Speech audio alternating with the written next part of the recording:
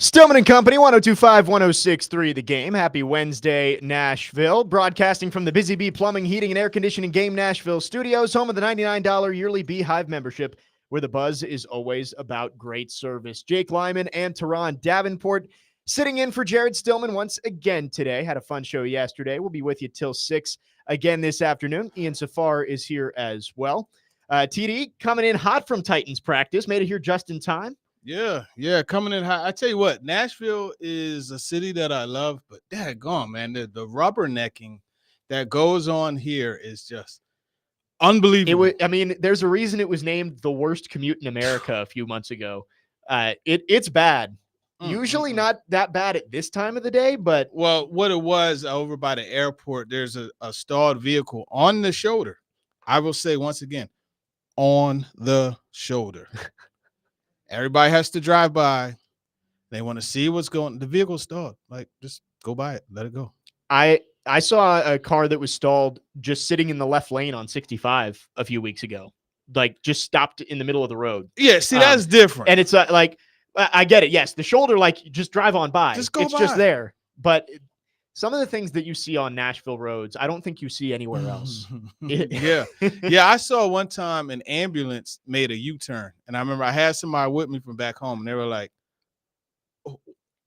And I said, yeah, this is Nashville. It's Nashville for you. Nashville. I was, last week, I was trying to turn into the studio here, and sitting in that middle lane, there was an ambulance just cruising coming up on me, but I had nowhere to go. I couldn't get back into the right. I couldn't turn because there was traffic coming. So I was like, I don't know what to do. Thankfully, somebody let me in, but nice. I was worried I was going to get taken out by the ambulance there. Well, we're glad you made it. It is a beautiful day in Nashville today. Very much. Kind of feeling like we're getting closer to fall, despite it being mid-August still. And I'm sure that we'll still get that second summer coming up in the next couple of weeks. But a beautiful day in Nashville. Titans did practice today as they prepare for their final preseason game against the Saints. We've got a lot to get to on the show today. Coming up at 2:45, we'll have forever Titans wide receiver Chris Sanders. We'll talk about the Titans wide receiver depth in the 3 o'clock hour, including we're going to do a little bit of Titans history of wide receivers because Derek Mason made a comment about Jaquan Jackson that we want to get to later today. We're going to talk about some of the best receivers in the Titans era. We'll talk about Tua Tagovailoa and Brian Flores and some of the drama that's gone on there between those two and much more throughout the show today. But TD, you were out at practice today. Let's start there. Main takeaways, first time we've really seen the first teamers out there in about a week since those joint practices. Yeah, I tell you what, the big takeaway for me is Will Levis and the connection with Tyler Boyd. And we talked about it yesterday. He could very well lead this team in reception. For sure. I think when you look at Boyd and just the safety net that he is and the push to have a higher percentage of completions, that's the answer to that. And he had a couple catches. He's working the middle of the field. He even ran a deeper out-breaking route, and it was a beautiful throw. Roger McCreary was in coverage, right? And it was beautiful right over that shoulder, and that connection is something that's brewing. He had a good 3 or 4, maybe even 5 catches today. And then also for those who are concerned about the Calvin Ridley and Levis connection, that one stepped up today, and they are connecting on a lot of these in-breaking routes. There was one where Ridley's driving up the field, and he planted that outside leg and went to cut inside. But when he planted that foot, that ball was out. And I'm like, oh, okay, I get it. You know what I mean? You understand where he was going with it. And he caught it and fell to the ground, and it was, a good 20 or so yard completion. So you're seeing that. I think that's really critical that they start to hit those. I think it was yesterday we talked about the confidence that he needs to build, and these are the types of things that could happen. Yeah, we talked about it in the game against the Saints, how he has to build confidence there. This is when that confidence really starts, when you're hitting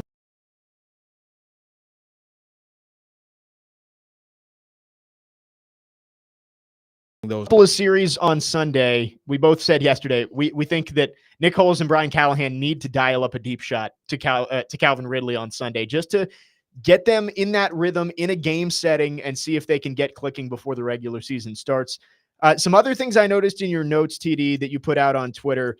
Jalen Harrell, another solid day. It seemed like he flashed a couple of times. We talked about him with Trevor Maddich yesterday, and what he can bring as maybe a rotational pass rusher for this team. Seemed like he had a really nice day out there. Yeah, he had a solid day. He came off the edge a couple times, showed some speed coming off that edge, and that was something he did. I don't remember who in there in the notes. There was one of the linemen that got him. I forget who it was. Let me look through. But yeah, I mean, he's doing what you expect a guy of his caliber to do, right? To have those flashes, but then you also got to understand there's going to be times where he does struggle, or times where the offensive lineman has a good rep against him. So he did stand out, for a bit. I enjoyed watching them in the pass rush, the one-on-one part of that too. Yeah, here you say he got by Latham once and he got by Jalen Duncan once, but Dylan Radin's showing up in your notes a little bit today as well. Hey, listen. You say he blew Harrell up on a screen pass and then stonewalled Jeffrey Simmons. Yeah, one time. I said he must have ate his spinach this morning. Popeye. Yeah, because man, you got to eat something to be able to stonewall Jeffrey Simmons. Like that's a stone cold bulldozer, So to be able to stop him in his tracks the way he did on that rep.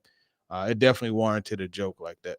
Something that got a lot of attention towards the end of practice, Treylon Burks went up, landed a little awkwardly, I guess. Yeah. And it looked like maybe a hip lower back kind of thing. Yeah. It may even have been landed on the ball. It looked like he lost his breath also. Okay. Sometimes you land on that football, man, and that thing will hurt. But he did land awkwardly. He and Avery was a back shoulder throw from Levis. And this was right after Tyler Boyd caught a slant to put them like 2 yards outside of the end zone. So he went back shoulder, and Trey Avery was in coverage. They went up to get the ball, and Burks grabbed it. But then when they hit the ground, the ball came out. And so Burks, he got up. No, he was down for a bit. Then Todd Torricelli, the head trainer, got over to him. He got up and he stood, and he was kind of like limping and kind of holding his back and his hip, like his lower back and his hip. And I remember him, what made me think that he might have lost his breath is how he kept bending over, and you could see him like trying to breathe, and then he would stand up. And typically that's what you do when you lose your breath and you land on the football. I don't know for sure that happened, but then he was able to walk it off.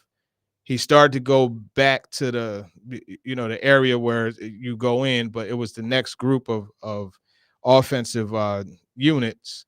And then after that, he walked in, but he did walk in somewhat of a limp. It looked like he was favoring his right side. That's the second time in the last week or so that basically on the last play for the first team offense of practice that Treylon Burks has come up a little bit slow. You hope that he just got the wind knocked out of him, but no pun intended, Titans fans will have to hold their breath until tomorrow to see if he's going to be back out there. Yeah. Because Brian Callahan spoke before practice today instead of after practice, so didn't get any real update there. But I tell you, it doesn't feel good when you get the wind knocked out of you. No. So it can look like it's a serious injury, man, even though you're just kind of gasping for air down there. And landing on a football, that hurts, man. That hurts. Sometimes guys crack ribs that way. But fortunately, in this case, he was holding the back of his body, not the front.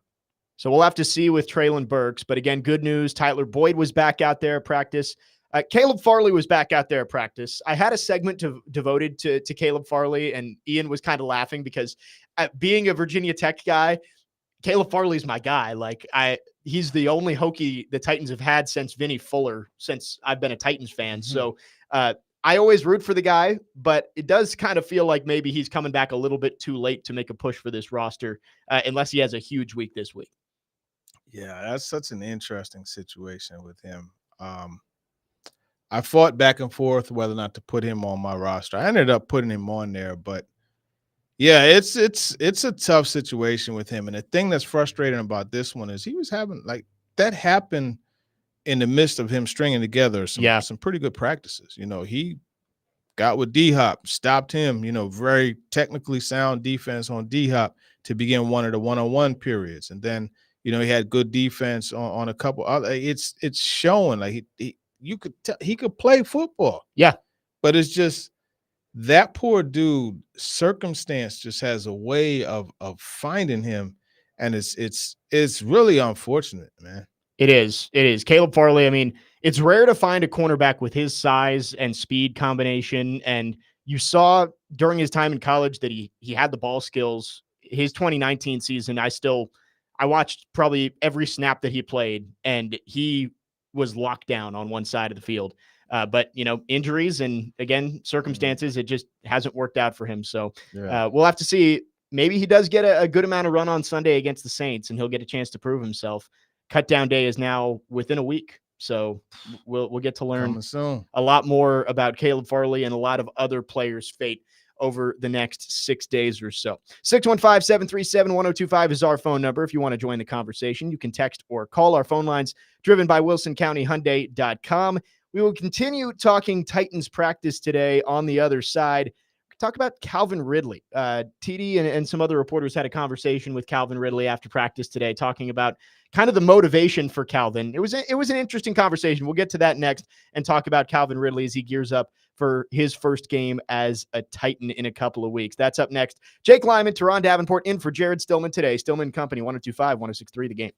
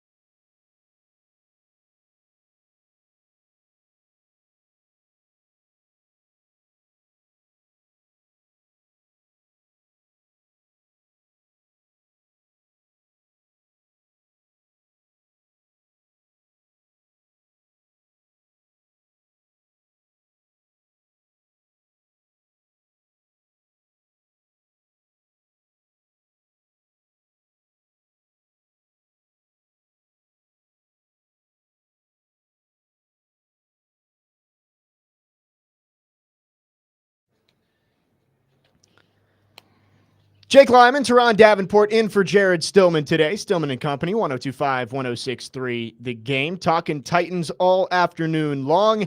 Getting ready for the final preseason game at the Saints on Sunday afternoon. And then after that, we're just getting ready for the regular season as the Titans will play the Bears on September 8th out in Chicago.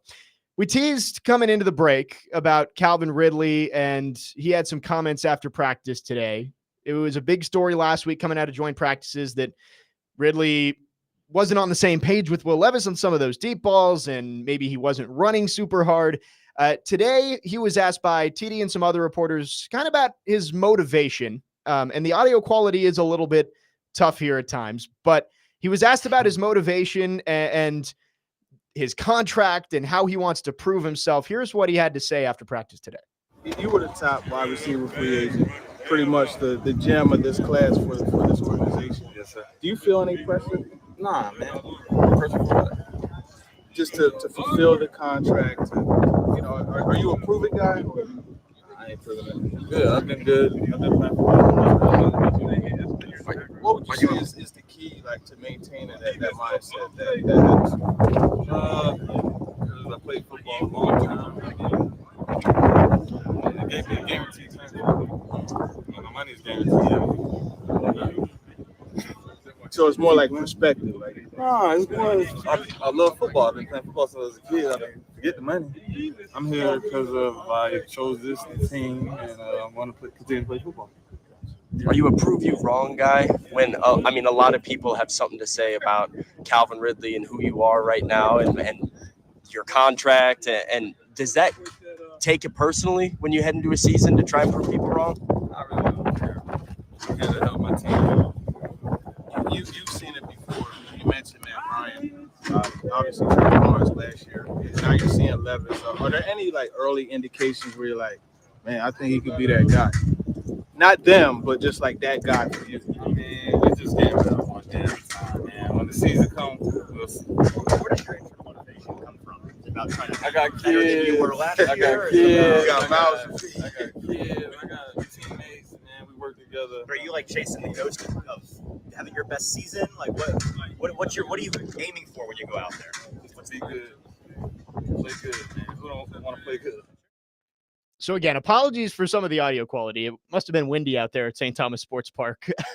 It was a little tough to hear some of that, but the gist of it, Calvin Ridley was asked by TD and others kind of what's your motivation this year? Do you want to prove some of these doubters wrong who say that maybe you were overpaid and maybe you're not one of the top wide receivers in the NFL anymore? And he didn't really have much to say. He said, contract's guaranteed. Like, I got mouths to feed. I'm out there playing for them. That's basically all he had to say. Yeah, and it was so I was more trying to I'm doing a story on the pressure of this or just the expectations, right? Because this team spent $318 million this offseason. It's more than any other team. And I was able to grab from ESPN Stats and Information some pretty interesting numbers that I'm going to have in the story. So I was just wondering, okay, do you feel any of the pressure? You know, like, do you feel it? You were the main guy. Like, a big chunk of this is going to you. Yeah, he was the biggest free agent acquisition they had. As I called him, like, you're the gem. You know what I mean? You're the gem of this class. And that's more what I was looking for. But Ridley's an interesting dude. He's someone like sometimes you get really good answers. Sometimes you get that, and it's just you have to just kind of go with the flow with him, and for Titans fans' sake and for the organization's sake, I hope he plays really well because, they spent a lot of money. They brought him in, and he's the guy that's supposed to lead this receiver group, and we'll see what happens. And again, if Titans fans aren't going to care if Calvin Ridley goes out and has 1,200 yards and 11 touchdowns this year, no one's going to care if he says he has a chip on his shoulder. But I think fans in general like to hear from their players that they do have a chip on their shoulder, like Amon-Ra St. Brown being able to name every single receiver who was taken in front of him, or some of these other guys who they maybe didn't get the contract that they wanted and they have to go prove it and have that 1-year prove it deal. You like to hear that from your players, that they have that internal motivation. And again, if Calvin Ridley lives up to the contract, no one's going to complain about what he said in the media, but it is mildly concerning to hear him say that, hey, I don't feel any pressure just because I got paid a lot of money and all that. Here's the thing. I didn't take it. I think the way he said it would drive, like, he's whatever pressure that he may, it seems like his drive is make sure his family is good. Yeah, which is almost everybody's drive. Right. And I think, that should be enough to make him do, because the dude puts in the work. Oh, for sure. So there's no denying that. I don't want people to hear that and say, oh, well, he thinks he doesn't have to work because his money's guaranteed, because that dude works. And this team, these coaches, they've, raved about his work ethic. He puts the work in. I don't want that to have be something fans think, but it's just, verbalizing it is where he has the issue. I Agreed. think that's the case. Yes, and if you watched, I mentioned this with D-Mace last week, that if you watched the mic'd up they had with Calvin Ridley, Chris Harris, the DB's coach, came over and Yeah. went out of his way to tell Calvin Ridley that he is the hardest working wide receiver that he's ever seen. So I don't want to get that taken out of context that we're saying Calvin Ridley doesn't work hard, but what he's been saying the last week doesn't add up to what he's actually doing out there, where he's saying I wasn't running hard and like, oh, I don't feel any pressure to live up to the contract. Maybe like you're saying, there's a disconnect between what he's saying and what he's doing. And even like on the one where he said he wasn't running hard, like there are like he's a person. That's the thing. Yeah. Like, it's not like PlayStation where you hit the X button and the guy's just always going to accelerate. If you've got 98 speed, you're running 98 speed. Yeah. So it's just some guys. I'll put it to you this way, and it's funny. We talked about it in the media room, and we're like, okay, you need a quote, right? And you got DeAndre Hopkins, who is like the ultimate politician that is able to navigate his way out of any situation, right? And then you got Ridley, who just is very nonchalant with some of the things that he says. Yeah. So what are you going to do? I was like, I'm going to tell you what I'm going to do. Tyler Boyd, come here, man. That's what I said. So, we'll see how it works out. But, I mean, there's no slight on Ridley. I think he's a good player. I don't know for sure that he's going to be someone that I'm going to go to first, after games. I'm not going to say I don't know for sure. He isn't going to be someone that I go to first. But, I mean, we'll see how everything continues to evolve. I mean, you got to respect the work ethic. You got to respect the fact that he came back after 1.5, 2 years, being away from the game. And this Joker put up 1,000 yards last year, and he wasn't even being used properly because they didn't open up and unlock all his ability because they didn't put him in the slot. And this is how it's talking season and we haven't played football games yet, because if Calvin Ridley had said this 8 games into the year when he's having a great season, I don't think it gets a second look, but we're still waiting for real football to be played. And so we're parsing every single word that these players are saying. So again, if his play on the field lives up to the $96 million that he's getting paid, or $92 million, nobody is going to question anything about Calvin Ridley. The issue is we just haven't seen him out there enough yet. And, again, hopefully we see Will Levis and Calvin Ridley connect a few times on Sunday in New Orleans. And then hopefully that's the go-to 1-2 punch for this offense the rest of the season. Yeah. I mean, he had a good day today also. So I think that needs to be noted. He did have a good day. He and Levis connected, and it looked good. Yes, and that's something that we were all looking forward to, because since the joint practices, we really haven't seen Will Levis and those receivers out there, and good to see Tyler Boyd back out. And we'll have to see about DeAndre Hopkins. I know that Brian Callahan said there's optimism that they'll get him back in the near future, but you still haven't seen that full complement of wide receivers for Will Levis in a while. And honestly, it might be better this week to not have DeAndre Hopkins out there, to keep getting Treylon Burks those reps as long as he comes back healthy tomorrow as well. Yep, and NWI too. He's got us stepping up. We're going to keep talking wide receivers throughout the show. Coming up in the 3 o'clock hour, we are going to talk Jaquan Jackson a lot, and we're going to talk about some historical Titans wide receivers as well. We want to hear from you as well. Please text or call 615-737-1025. We got some great interaction yesterday. Great call from Thomas on the line yesterday afternoon. We got some great texts about kickers and punters as we somehow got into that tangent. So we'd love to hear from you again. And our text line is driven by WilsonCountyHyundai.com. Chris Sanders is coming up at 2:45. We'll take a quick break here. When we come back, we'll continue this conversation about Titans practice and much more. Jake Lyman, Teron Davenport in for Jared Stillman today. Stillman and Company, 102.5, 106.3 The Game.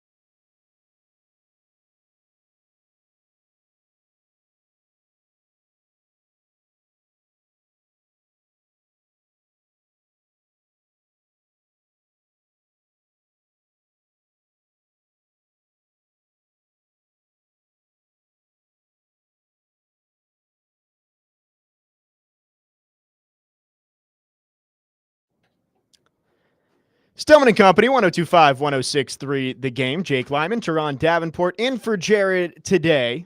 Second of 2 days that we're taking over the seats here from 2 to 6. Had a good time yesterday. Lot to get to today. Chris Sanders coming up in the next segment, Forever Titans wide receiver. We got a lot of Titans wide receiver talk coming up in hour number 2, and we'll hop around the NFL later on in the show. Lots of good stuff coming up as we prepare you for the final preseason game for the Titans against the Saints on Sunday.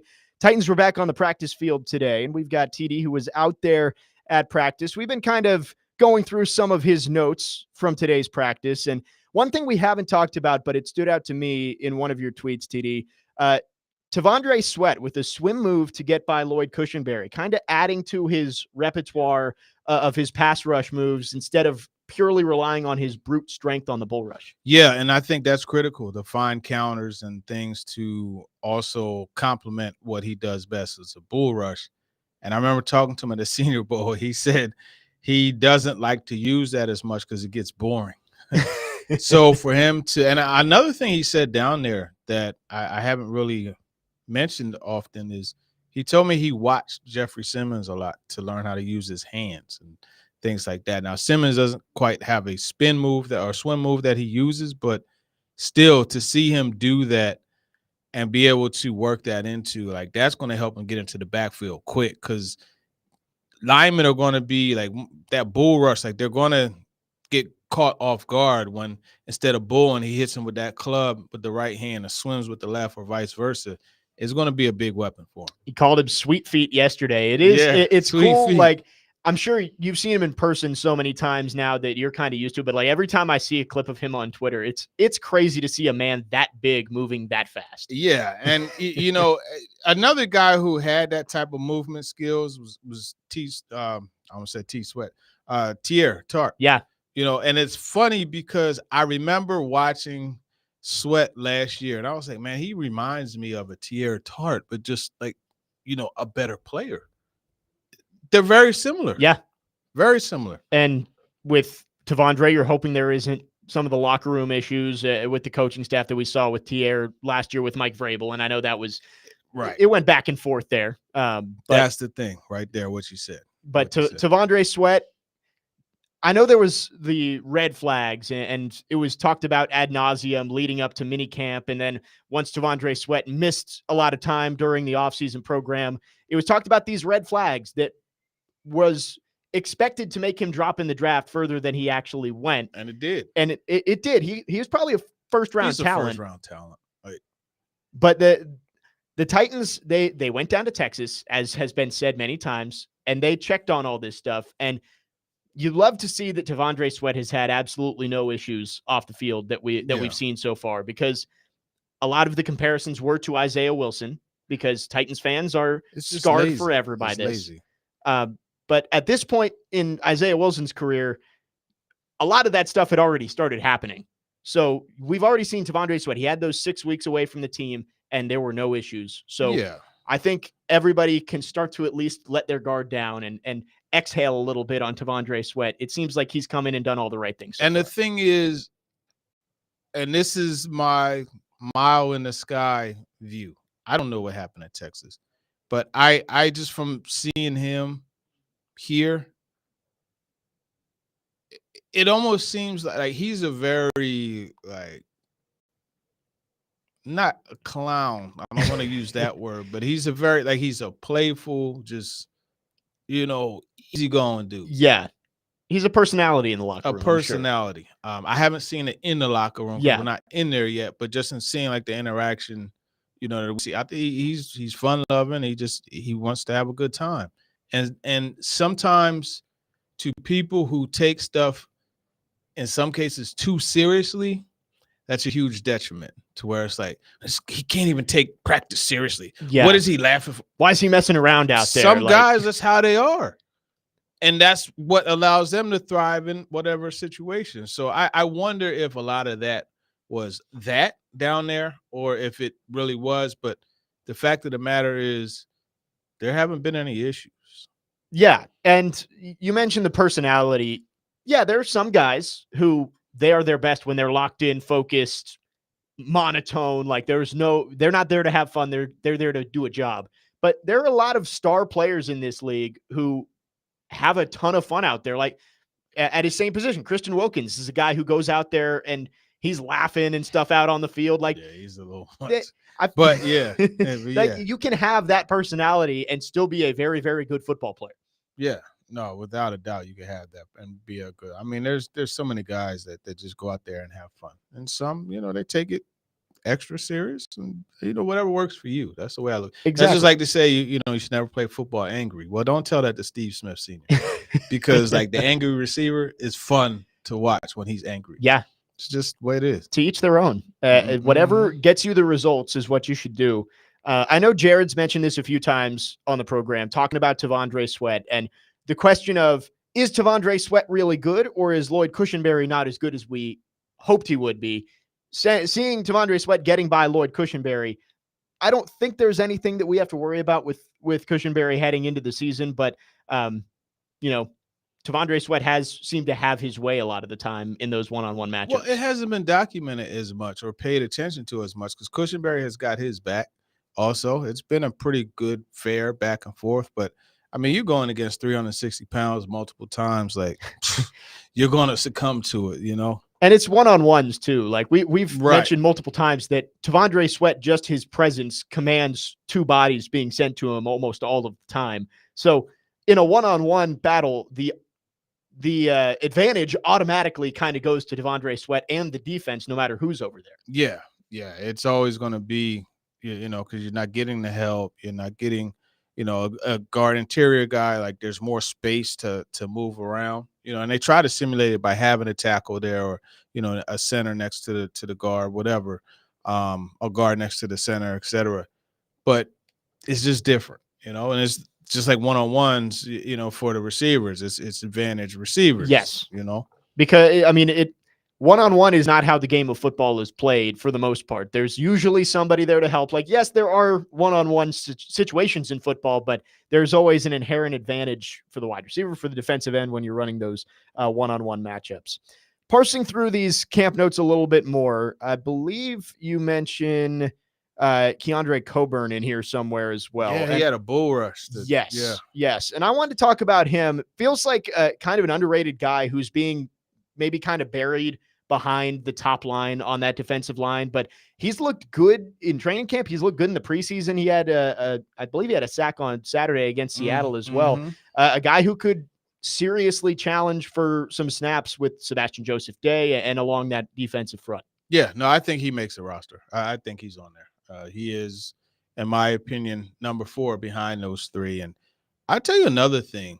You mentioned his name, Sebastian Joseph Day. Yeah. That dude is just quietly a solid pro. Yeah.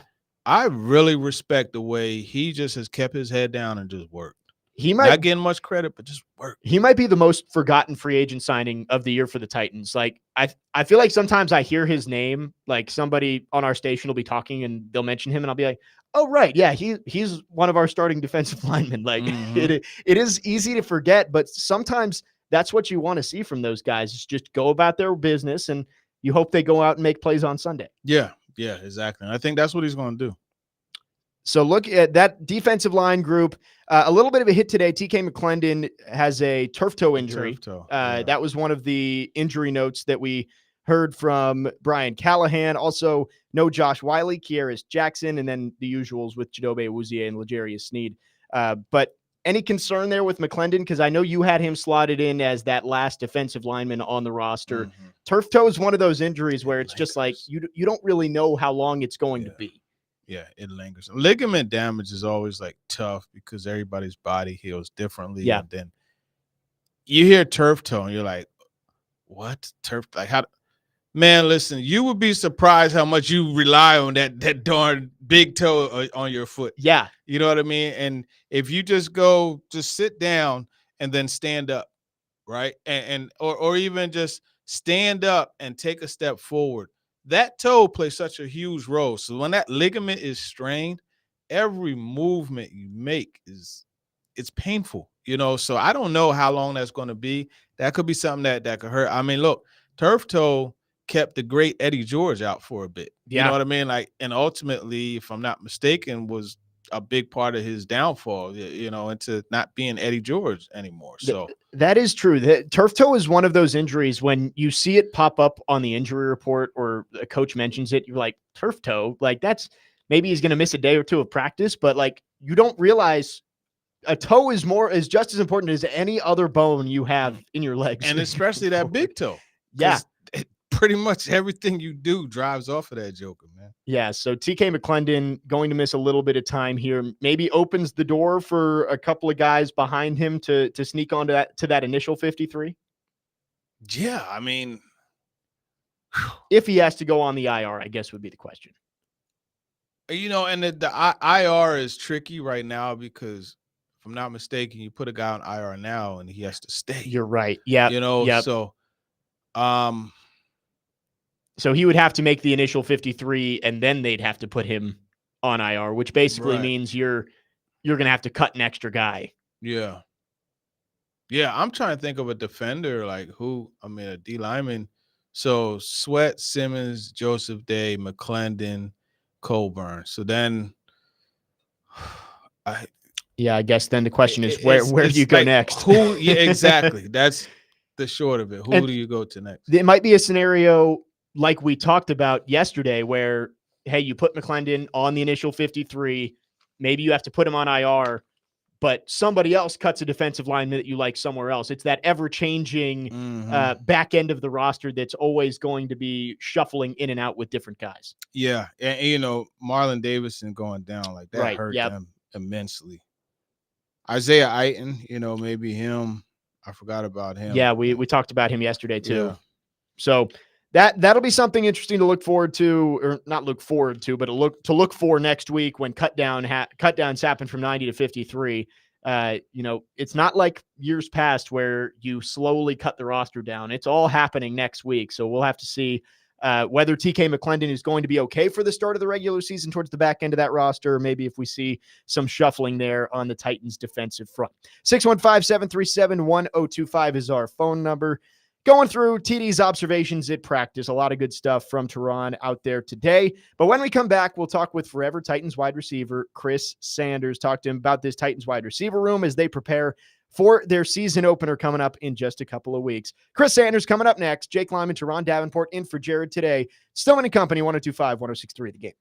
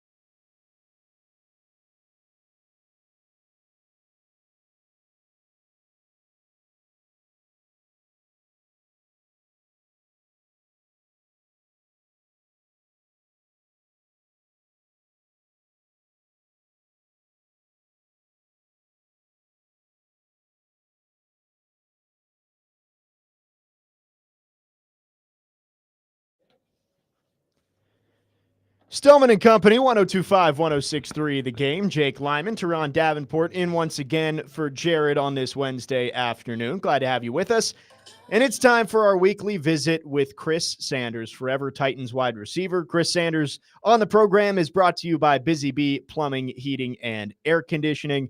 Always good to get the Run TMC group back together here. If you don't listen to Talking with TD, need to start listening to Talking with TD and hear Chris Sanders with Teron every week on the podcast. Chris, great to have you on. How have you been doing so far this week? Man, I'm doing good. How y'all doing, man? Just getting ready for this NFL season start. So I'm ready to roll, man.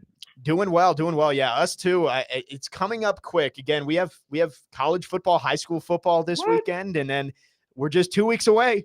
2 weeks from tomorrow, we've got NFL football. Before we start the show, man, is Teron right there? Yeah, he's right here. Tell him I saw his stunt double on TV. Who is that? It's Sam Cassell, man. I'm like, man, that's and that's funny because I was gonna play the music, but I didn't want to bother Ian. But we'll go ahead and we'll bypass the music and now for your Atlanta Hawks. Oh, okay. Starting at point guard from the University of Oklahoma. Oh my God. Number 10, Mookie Blaylock. And now, starring for the Boston Celtics, Robert Parrish. The Chief. Oh, man, what's going on, man? It's good to hear your voice, brother. They know we do that every time. Listen, it's great to be heard, and you know we got to bring it in that way. Absolutely. Man. Being as though you're a forever Titans receiver, we got to start it off with that position. And yes, I got to ask you about Tyler Boyd. And yeah, the reason why I want to ask you about him is he came back, and it was like he never left. He and Will Levis were connecting. They seem to have that chemistry. What is it about Tyler Boyd do you think makes him so QB friendly? Man, just understanding the position. I mean, I know that sounds kind of cliché, but understanding what to do, being in the right spot, your quarterback trusting you. You got to have all those elements. You can be fast, you can be physical, and all these things. But if you're not in the right spot, your quarterback's not going to trust you. And I think that when you have a Will Levis, a guy that's still learning the game, still learning how to do these things, you have a veteran wide receiver that's consistently in the right spot. It just makes everything easy. It's kind of like Marvin Harrison, Peyton Manning. He can throw it to a spot because he knows that Harris is going to be there. The same thing with Tyler Boyd. Tyler Boyd's been in the league for quite a while, so he understands how to get open. He understands how to run the choice routes. He understands the position of the DB, safety, or even linebacker, and the quarterback can put in a spot where he can make the catch. Yeah, it is funny that when Brian Callahan came over, we were talking about who's going to play the Tyler Boyd role for the Titans in this offense. Well, who better than Tyler Boyd? Yeah.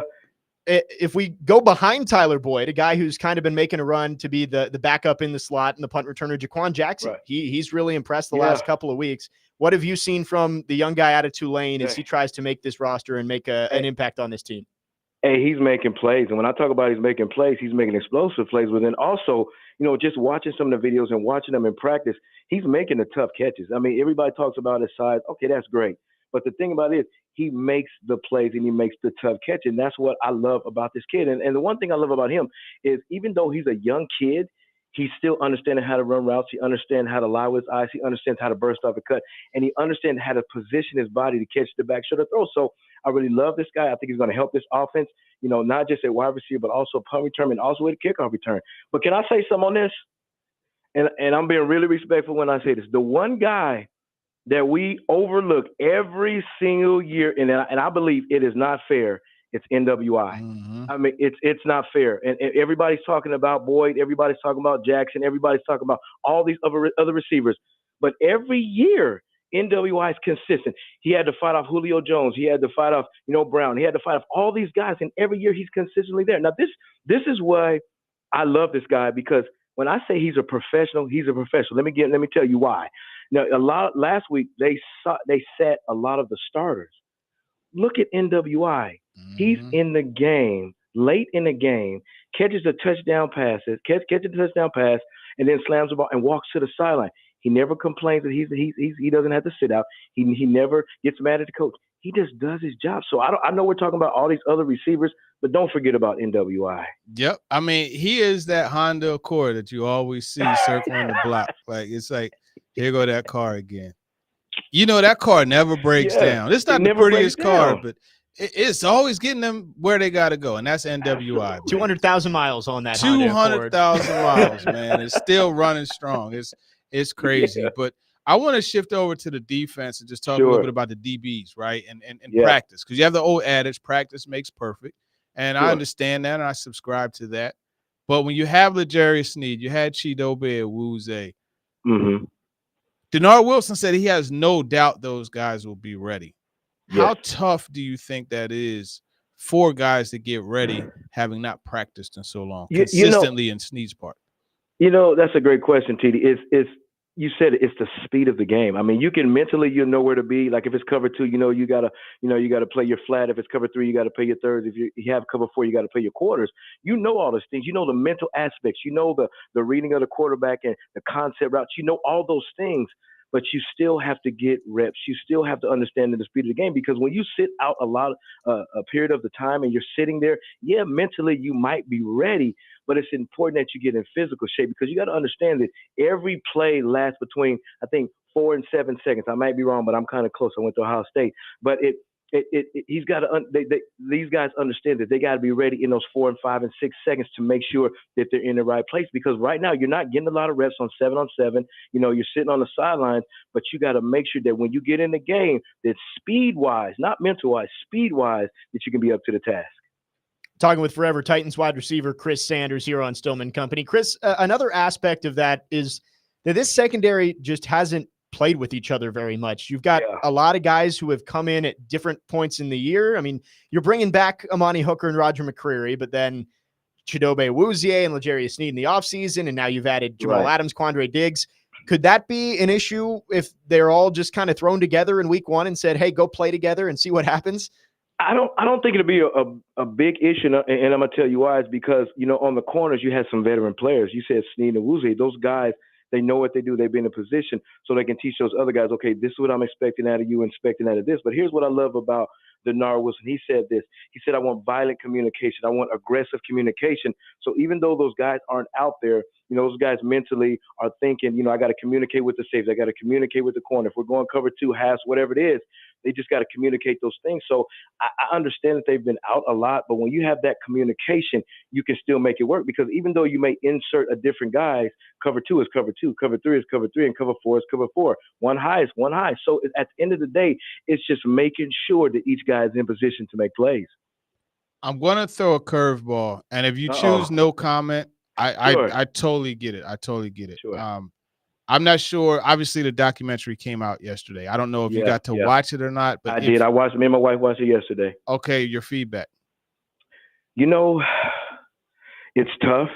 It's tough just watching that, because a life was lost unnecessary, and I think that Brad Hopkins put it in a special way that let's celebrate the football player and not make that situation the primary thing. Yes, it was horrific. It was awful. It's funny because me and my wife watched it yesterday, and let's celebrate the player. And this is what I've learned from the whole situation. I remember when I went to his funeral, and they had a whole bunch of cameras that were there, and they asked me a question. One all the cameras turned off when I got there.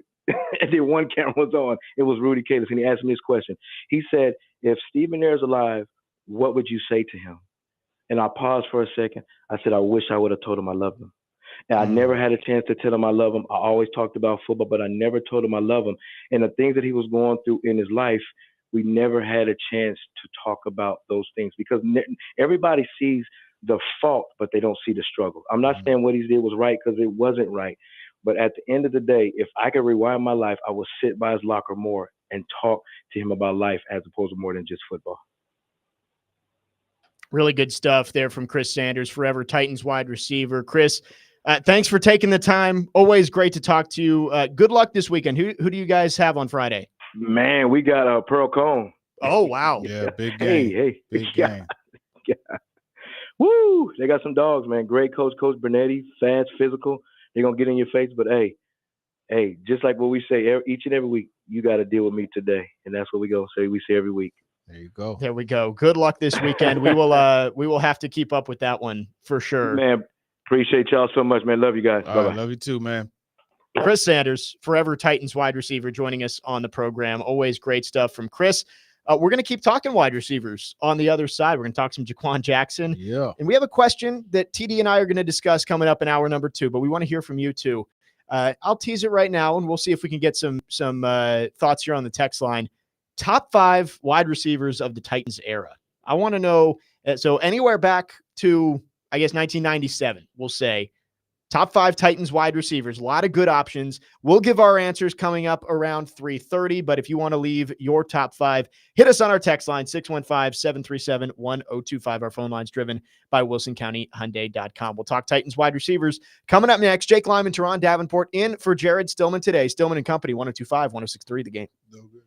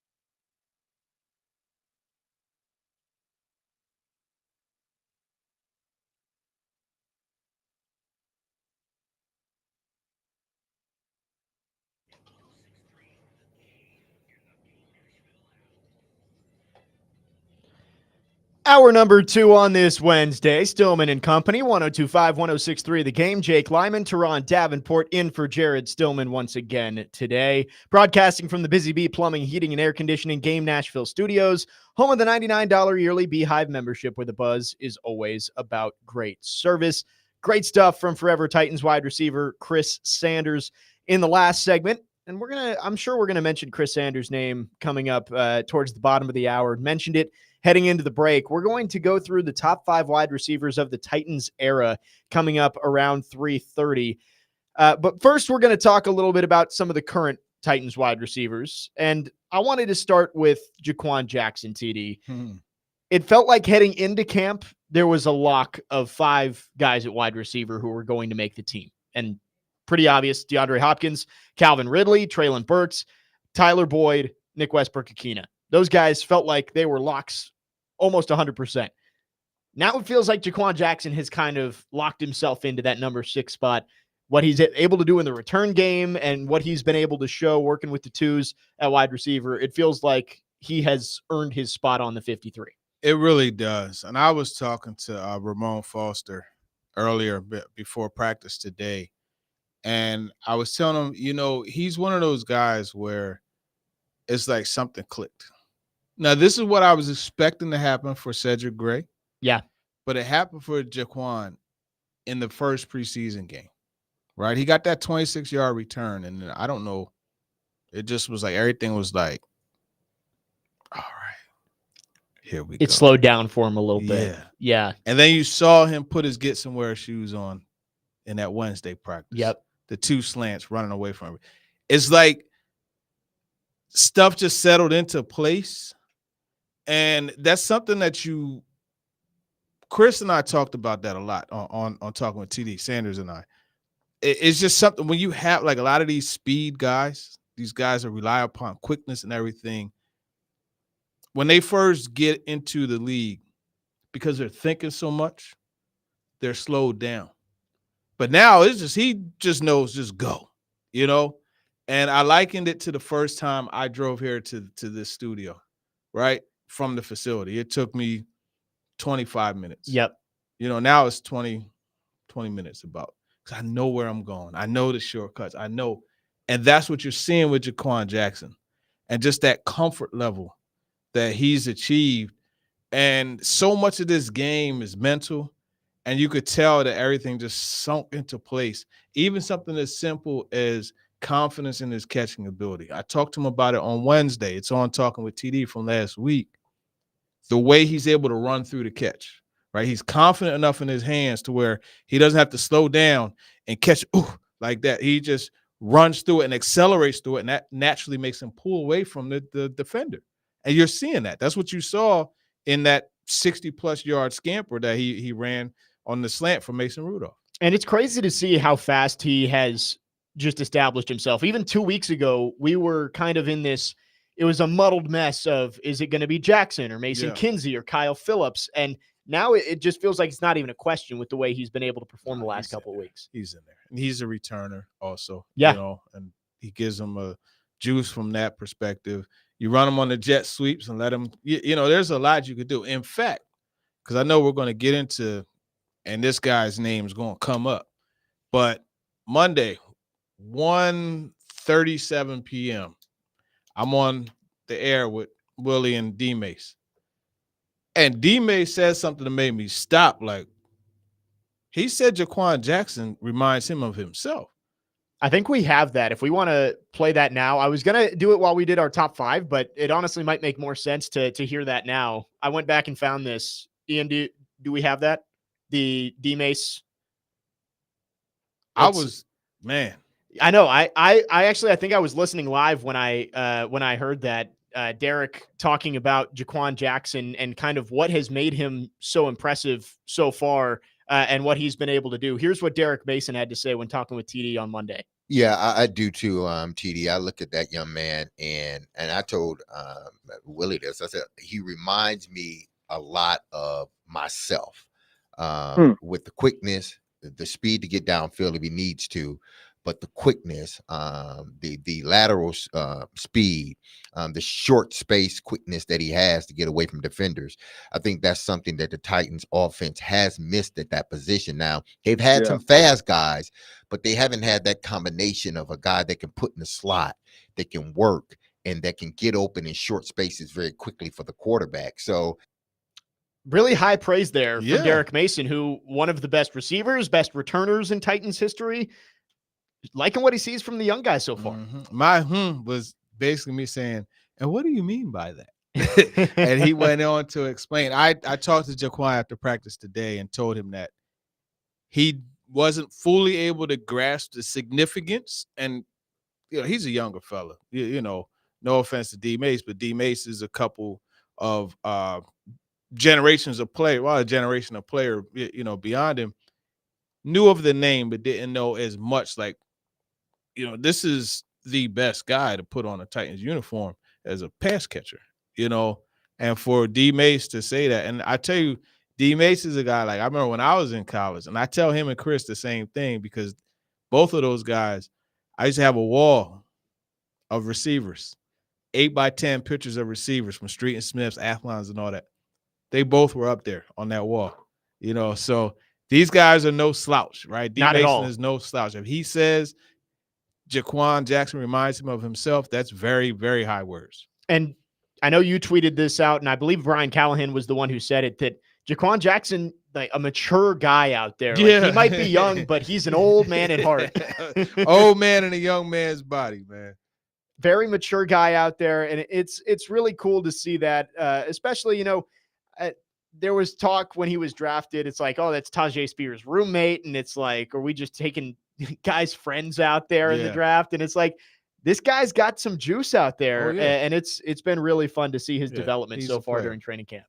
Jaquan Jackson looks like he will be wide receiver number 6. Do you see them possibly keeping 7 on the 53? Because I know there's a few options back there, but it feels like if Jaquan Jackson can be the backup guy in the slot and be a returner, there doesn't really seem to be a need for anybody else in that group. Yeah, the thing that really makes this whole thing interesting, and I was talking to Robbie Bourne about it, and PK and I, we were kind of going through the route.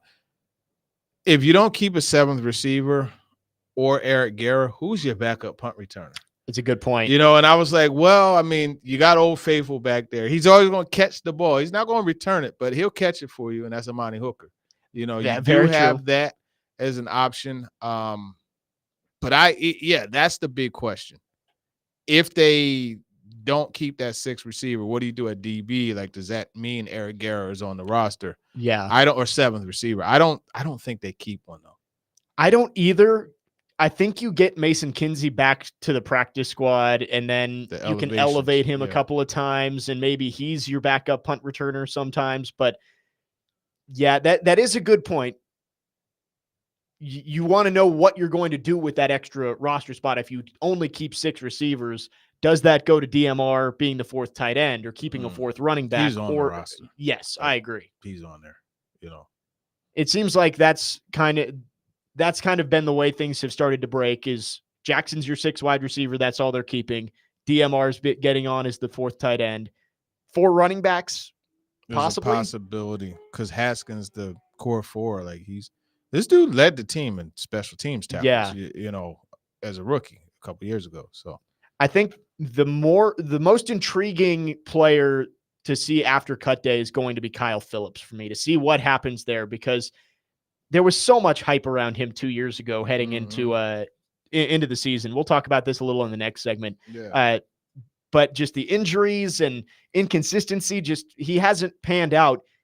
Is that a guy that another team is going to take a chance on when he gets to waivers, or do the Titans try and get him back on the practice squad? It kind of feels a little redundant, though, to have Kyle Phillips and Mason Kinsey on your practice squad. It seems like you're kind of loading up on one specific type of wide receiver. I could see him going to Buffalo. I could see that. That's a very good point. Something like that. And you know how Josh Allen thrived when he had the other, Cole Beasley, and that's not to just say white receiver, it's very their similar type skill of player. set is similar, so I could see that. But my thing is, what do you do in that return game? That's just my big question. Yeah. And Kyle Phillips, despite what he was able to do at UCLA in the return game, has not turned out to be a consistent, reliable guy back there in the punt return game. I think you're right. Buffalo would make a lot of sense. You look at their receiver depth chart. I mean, it's Keon Coleman, who they drafted this year. They brought in Curtis Samuel and then Khalil Shakir. But outside of that, I don't know if I could name another receiver on their roster. Yeah. So maybe Kyle Phillips is a guy that they take a chance on if he's healthy to bring in and help out Josh Allen. 615-737-1025 is our phone number. You can continue to text and call. Our phone lines driven by WilsonCountyHyundai.com. Do we see we have some people on the phone lines? We'll get to you on the other side of the break. And again, keep texting in. We've already got a few who have sent in their top 5 wide receivers of the Titans era. We'll get to that towards the bottom of the hour.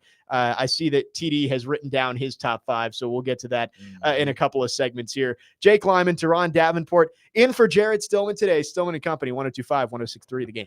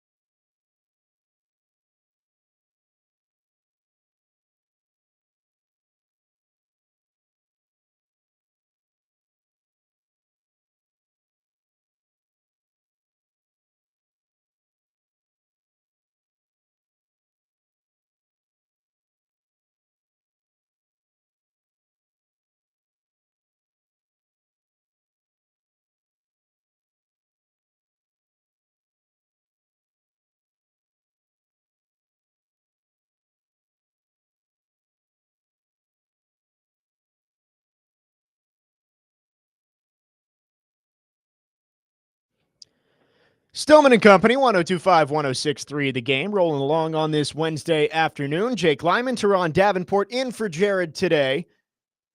We're talking wide receivers here in hour number 2, but we do have some callers on our phone line driven by WilsonCountyHyundai.com. We want to get back into the defense for a second. So let's jump back over to the other side of the ball. Ed in New Jersey is on the line wanting to talk about Denard Wilson and this attacking Titans defense. Ed, what's going on? Hey guys, thanks for taking the call. TD, love your sideline work, man. Love Appreciate the you, podcast man. as well. What part of I'm Jersey you calling from? Central Jersey, Freehold. Freehold. Okay, Right. I got folks in Willenboro.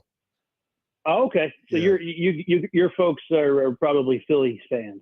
I'm right in the center between Yeah. either I'm a New York fan or a Philly fan. Yeah, you know how it goes. Interesting All right. So what I wanted to ask you was, with Diggs now being in the fold, if you were an offensive coordinator, and I know it a lot depends on the personnel you have, but how would you generally attack this Titans defense? That's a good question. For me, I'm running a lot of like that Texas route combo. I'm running a lot of tight end running back combos just to simplify it, because I think that's the area where you could win. I like the matchups of some of these tight ends and running backs out of the backfield against that safety group and linebacker group. I think if they blitz a lot and they end up in man situations, I think that's where opposing teams could win. Honestly, Diggs is a outstanding safety. I posted before he signed, a week or so before he signed. I'm like, it's ridiculous that he's not on the team. So not to slight him or Amani Hooker, but I think, the advantage, for your Jacksonville, say for instance, Evan Ingram, I think that's going to be a way that they could attack the Titans defense. That's interesting. I just wonder if Chance Campbell eventually will overtake Gibbons to offset that, going forward. So Great point. it. Great point, man. I appreciate you bringing that up, because that's something we talked about, where at what point is Chance Campbell going to start getting some first team reps? Yeah. When is he going to be able to possibly unseat Jack Gibbons? And I think, you look at, for those who like the RAC scores, like this dude, right? Is that what you call him? Yeah, the athletic score, Yeah. raw athletic composite or something like that. Yeah, those are like, the chance was off the charts on that. And I mean, look, the guy had 144,000 tackles his last year at Ole Miss, and there's a reason for that: the athleticism and diagnosing ability. And we did see that one drive, the first drive of the game against San Francisco, where they did kind of attack those linebackers with tight ends over the middle of the field, and they froze Jack Gibbons a couple of times. So that might be the plan against this Titans defense that is stronger towards the corners with Awuzie and L'Jarius Sneed and Roger McCreary and all those guys. On a similar note, Kyle is on our phone line who wants to talk about James Williams, maybe another option to develop at that linebacker spot. Kyle, what are your thoughts there? Hey, guys. Yeah, TD told us James Williams will be out there busting heads on some special teams, and we're getting a glimpse of it out there on the preseason games. But when he's out there playing middle linebacker, he just looks like such a natural, hard-hitting, sideline-to-sideline linebacker. Of course, he played safety, so that can help him some speed. Do you think there's any chance that we could use him to cover that middle of the field, seeing how he has, athletic out the wazoo, man? Yeah, I think he is a guy that you can incorporate as a safety, the coverage skills to match up with DBs, or with tight ends, and I wouldn't put him against third receivers, but tight ends and backs, that's definitely an option.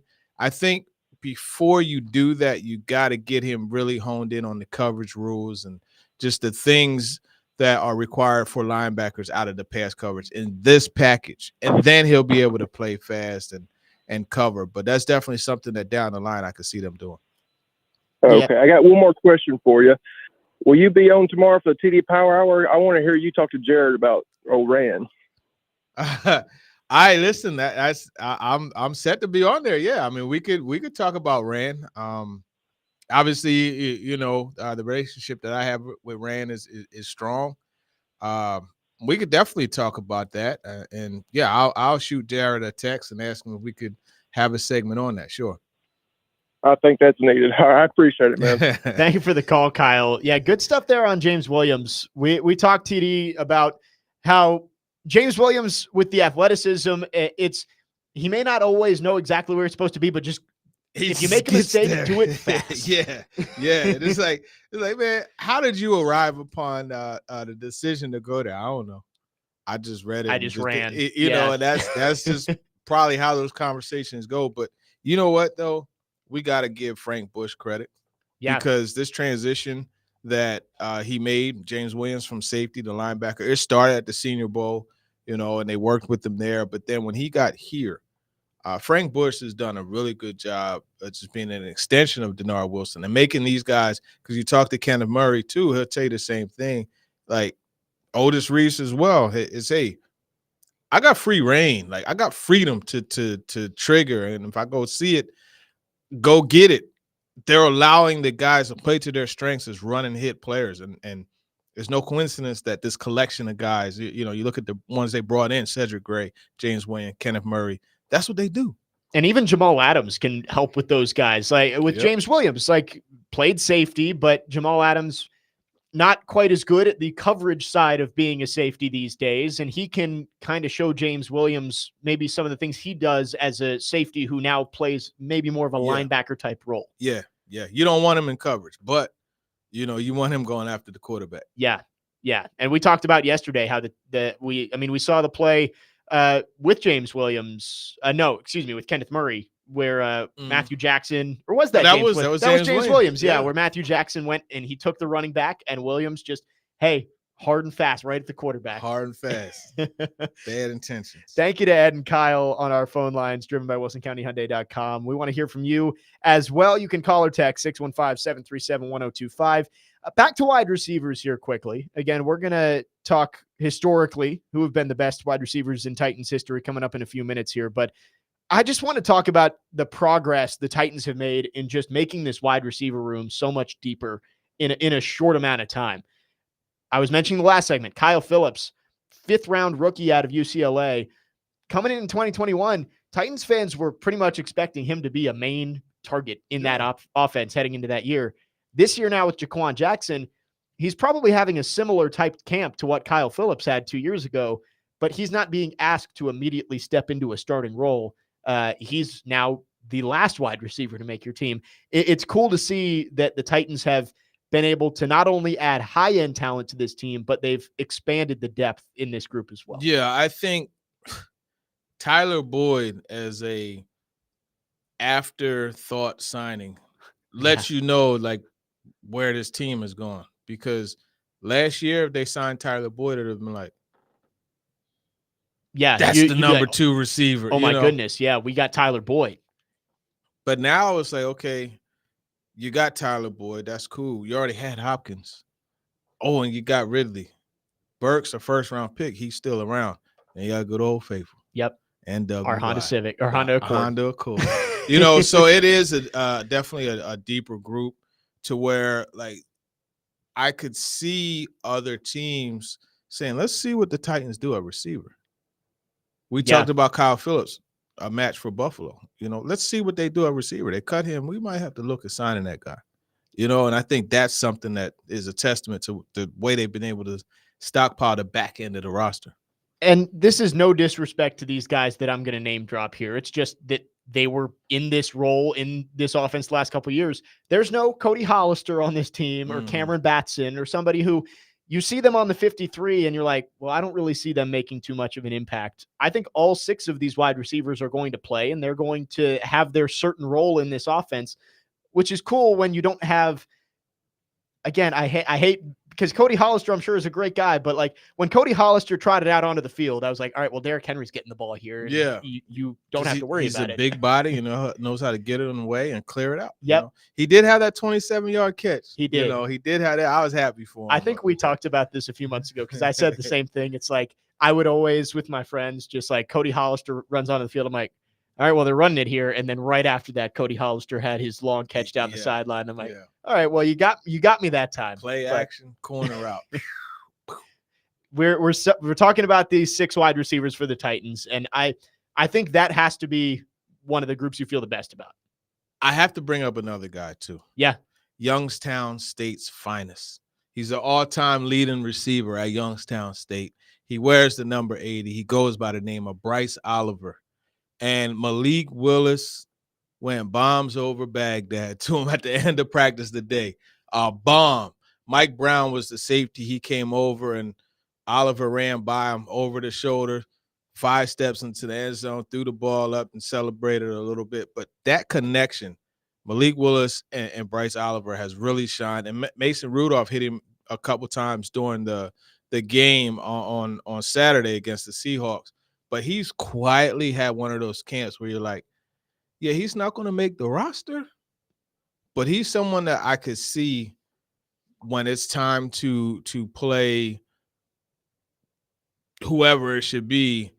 He's going to have that number whatever jersey on, or the receiver that the scout opposing team had. Yeah, he's going to give you a good look. I'm glad you brought him up because I did see you and some other reporters out there tweeting that he had a big day today over at St. Thomas Sports Park. Two big touchdowns, if I'm not mistaken, at least from what I saw on Twitter. Yeah, he caught one in the back of the end zone, if I'm not, I believe so. But and then the deep ball. And then the deep ball. The one in the back, he caught one from Mason Rudolph.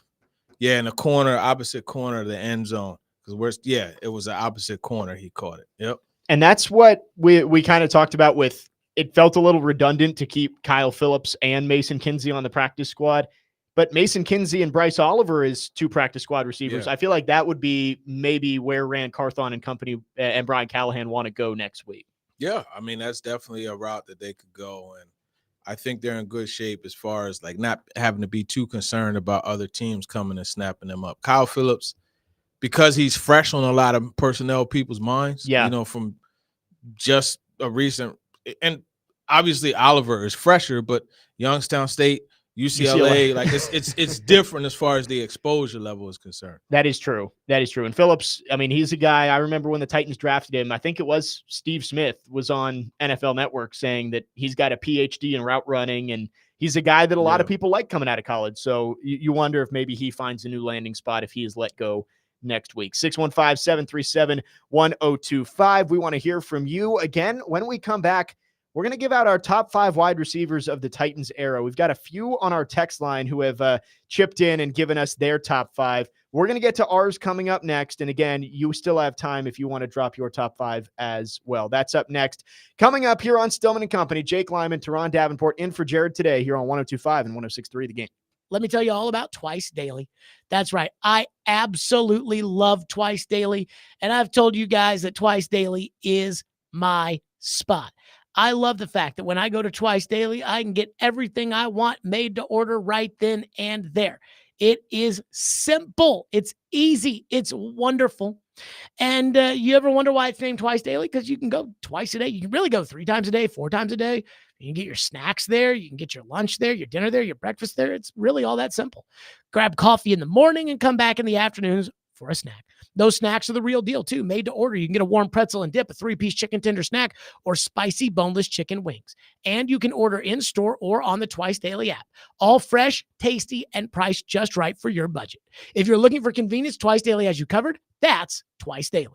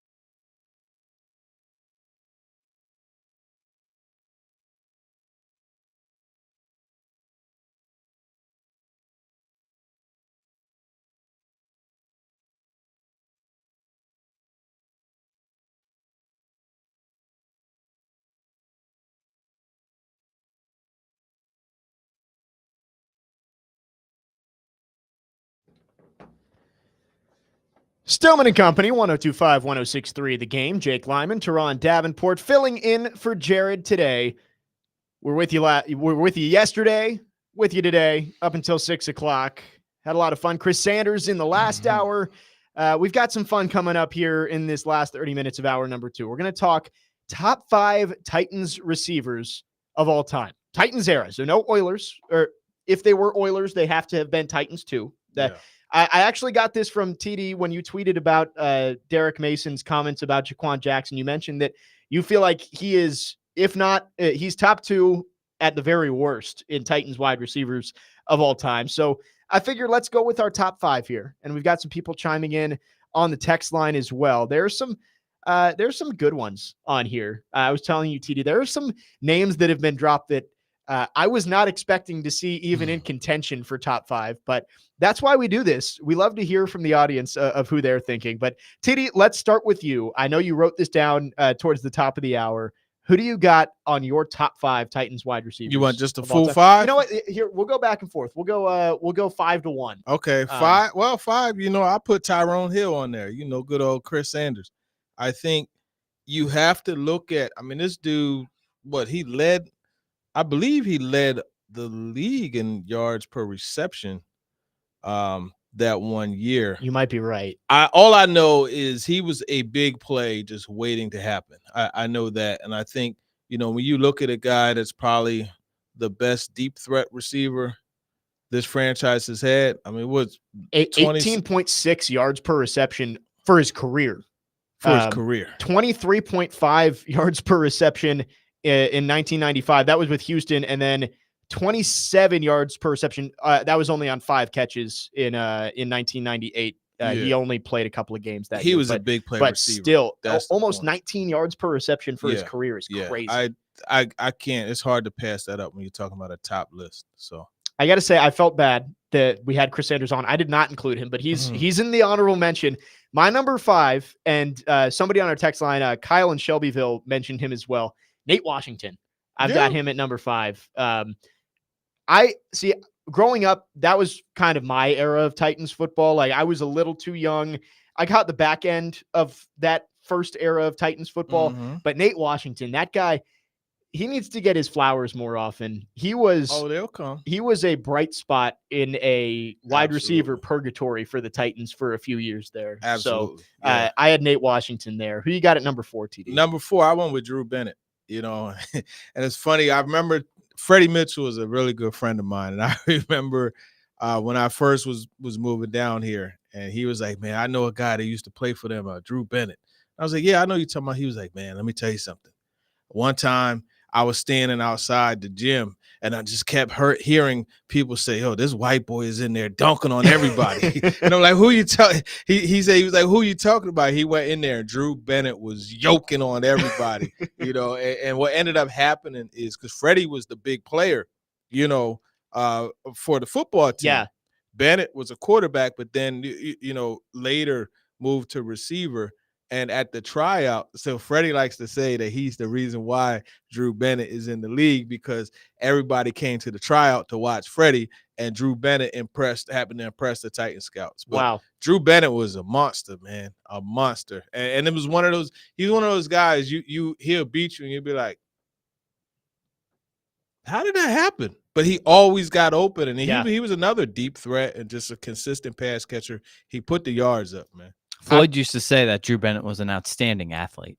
He was a top shelf volleyball player. And I think he told a story one time where I think he just randomly signed up for like a marathon or something like that. Really? That story is true. And just ran it no next training day whatsoever. Just ran it. Yeah, it's in the Talking with TD archives. He woke up and ran it. Like, he signed up for it, woke up the following whenever, and was just like, yeah, I'm gonna do it, and did it.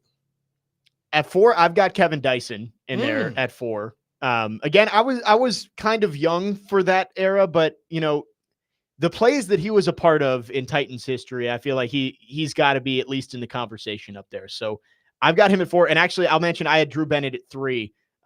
He was my first Titans jersey, was Drew Bennett. Yeah. I got, when I was young at this point, but for Christmas, I got one of those it was like the full kids uniform. Like it came with the little plastic helmet. Yeah, I know what you're and talking the about. jersey wasn't finished. You could put whatever number, and it gave you letters Ooh. to put on too.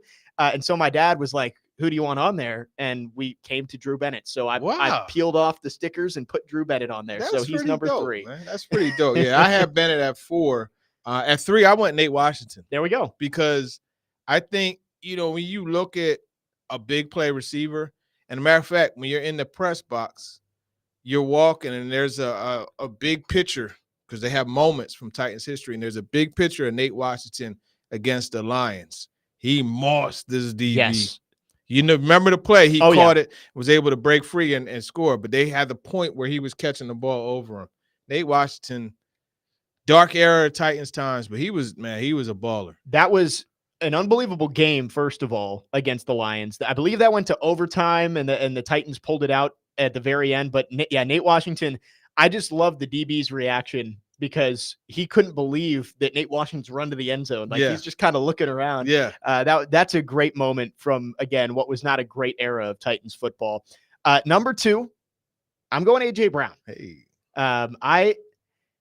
I know that he wasn't here for very long, but when he was, man, some of the plays that he made, especially in that final season. I mean, the 49ers game on that Thursday night, the game-winning touchdown he had there. Yeah. And then, of course, again, I don't want to bring up the Bengals game, but that touchdown to tie it in the Bengals playoff game, I could not believe that he caught that football. Yeah.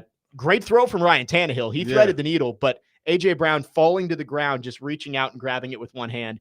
Wasn't here very long, but one of the more talented receivers that's ever been here. Special. It was special. The play that stands out, well, there's 2 for me. The Raiders game where Tannehill stepped up and launched a bomb. Yep.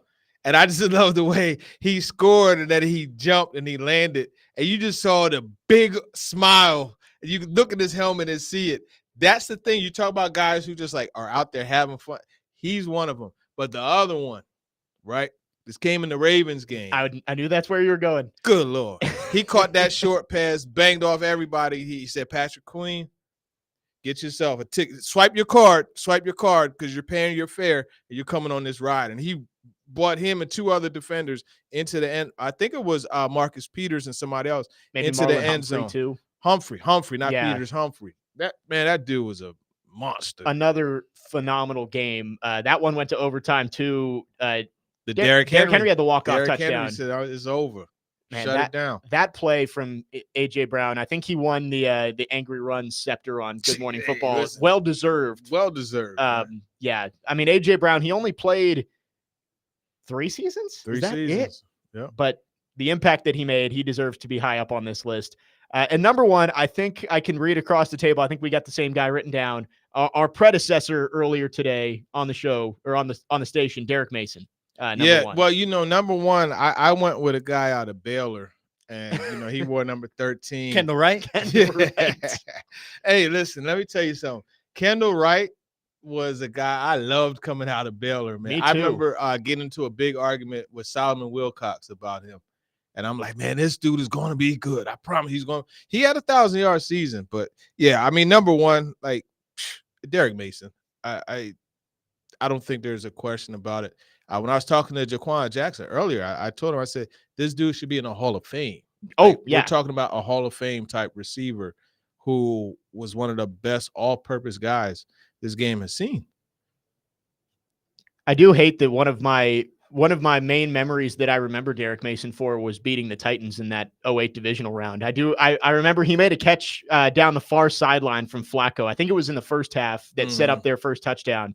And I was like, man, Ravens always take the Titans stars. They've done it for years. Yeah. It's still just crazy to me. Like, even, coming in here, I ain't gonna lie. Sometimes I come in here just before 2, just to see D Mason. Because I still, to this day, I'm like, God dang, like this, he was on my wall. I know. You know what I mean? So it's crazy to me just to have that relationship with them. And even, like, we've talked about personal things, and he's helped me with personal. He's just a good dude. Oh, man. A good dude. So yeah. No, I got to say, like, I got to host with D-Mace last Friday, and like that's a moment you have to like remind yourself, Yeah, like, you hey, right. I was a 6-year-old watching this dude make plays for the Titans, and it's like now I'm hosting a radio show driving with the it. Like, show. He's riding co-pilot cool. with me. It is cool. So we're both on the same page there with D-Mace being number one. Josh from White House on our text line has the exact same list as you, and he did send it before you read yours off. Mason, Brown, Washington, Bennett, Sanders. Josh from Washington, genius. No, I'm kidding. We'll take a break here. I teased a little that we have some names on here that I don't think either of us had in mind. So I will get to those coming up on the other side. Again, if you want to send in your top 5 wide receivers of the Titans era, still time to do so. Text it in at 615-737-1025. Our phone line's driven by WilsonCountyHyundai.com. Jake Lyman, Teron Davenport in for Jared Stillman here on Stillman & Company, 102.5, 106.3 The Game.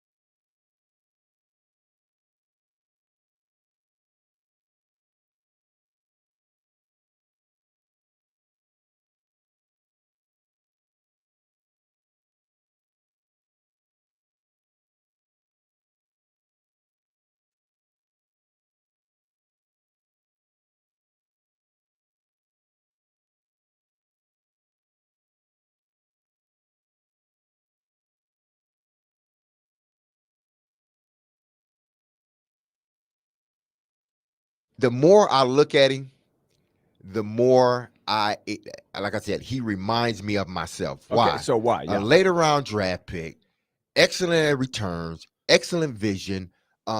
He's picking up on the offense fairly quickly. A guy that's just flying under the radar. He's a guy that I believe if you go in that room, you will see him doing all the things right. You will see him getting the depth on his routes, doing the little things that the coaches are asking him, being a coachable player, going out there playing hard, practicing hard. That's who he is. He's not going to deviate from that, whether it's his first year or I think his 10th year. The things that I'm seeing now from him, it's going to carry him through. That was our unanimous number one receiver in Titans history on the show here, Derek Mason, talking about Jaquan Jackson. And TD, we talked about really high praise to hear an all-time great in Titans history say, hey, that guy reminds me of myself.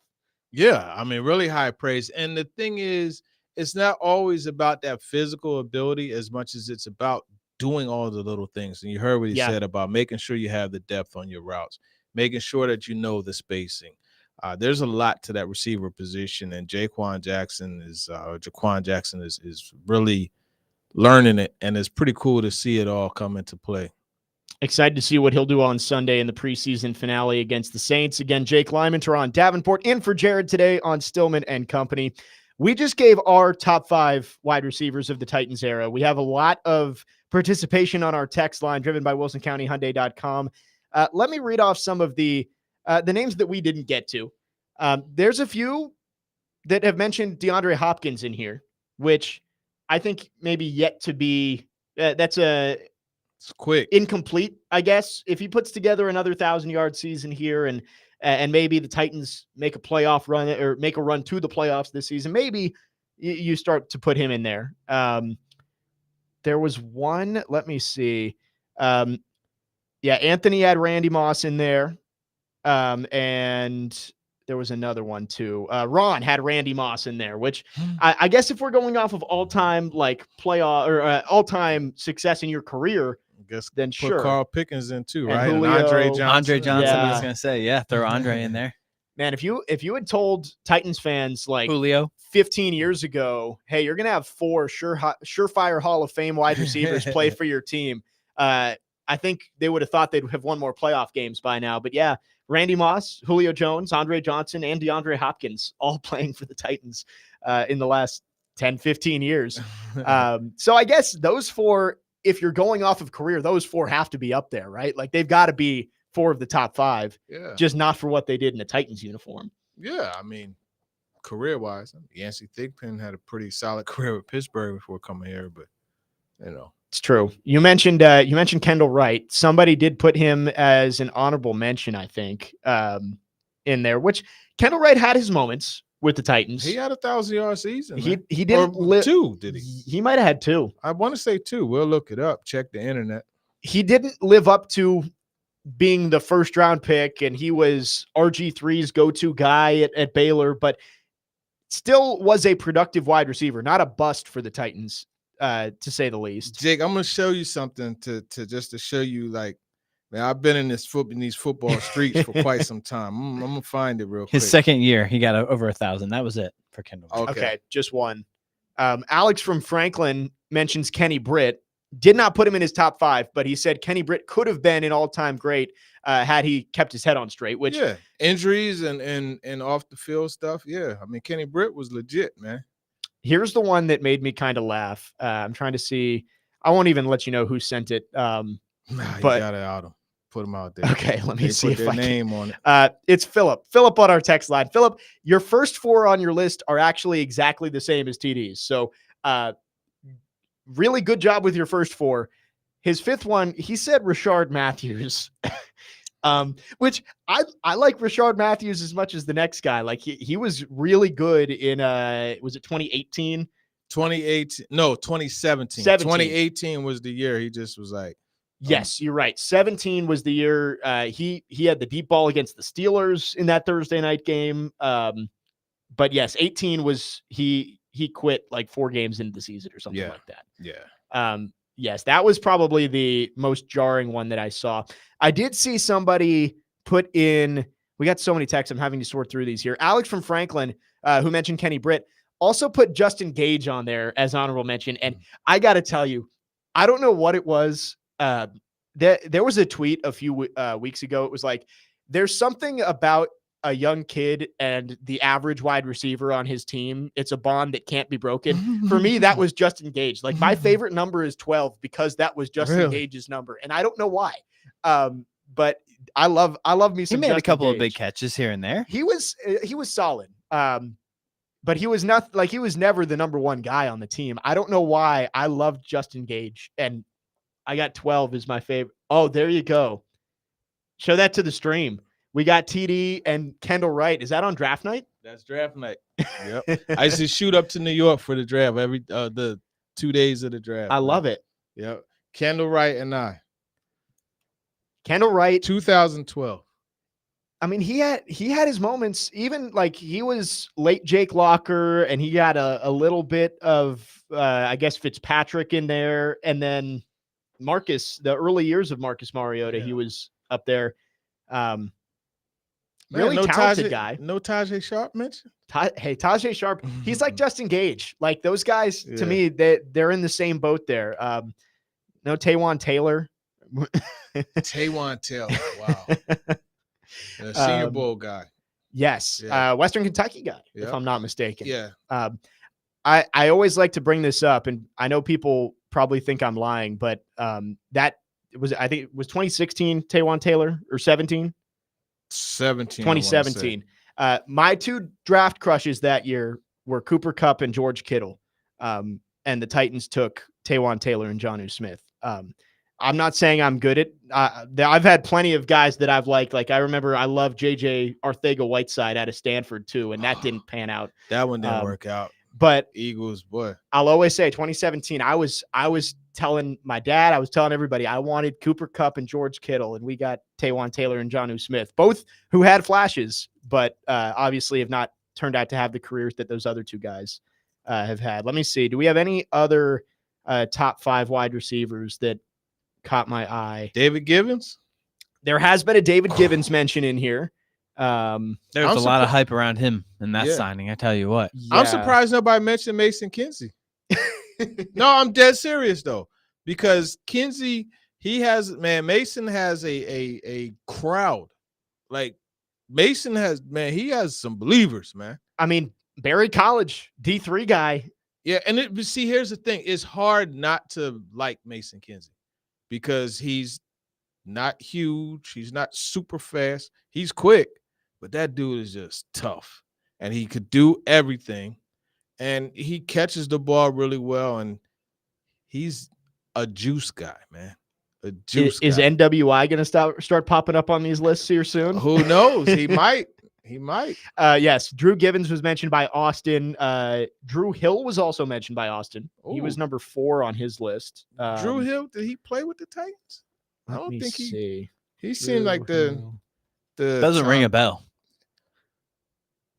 Let's see.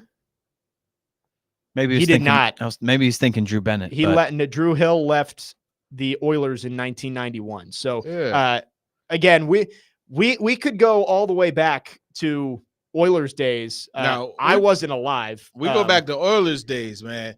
Ernest Givens. Yep. Choo! He used to hit that dance. He'll stand. He'll do like this, the slide, and he'll just shake it up. Yo, he used to have the dance, boy. Ernest Givens was a monster. And then you can talk about Haywood Jeffries, Curtis Duncan, Webster Slaughter. I'm going to tell you something. Tecmo Bowl back in the day, man, I used to wreck shot with Warren Moon and those guys, man. I'm trying to tell you. Oh, man, I used to kill it with them.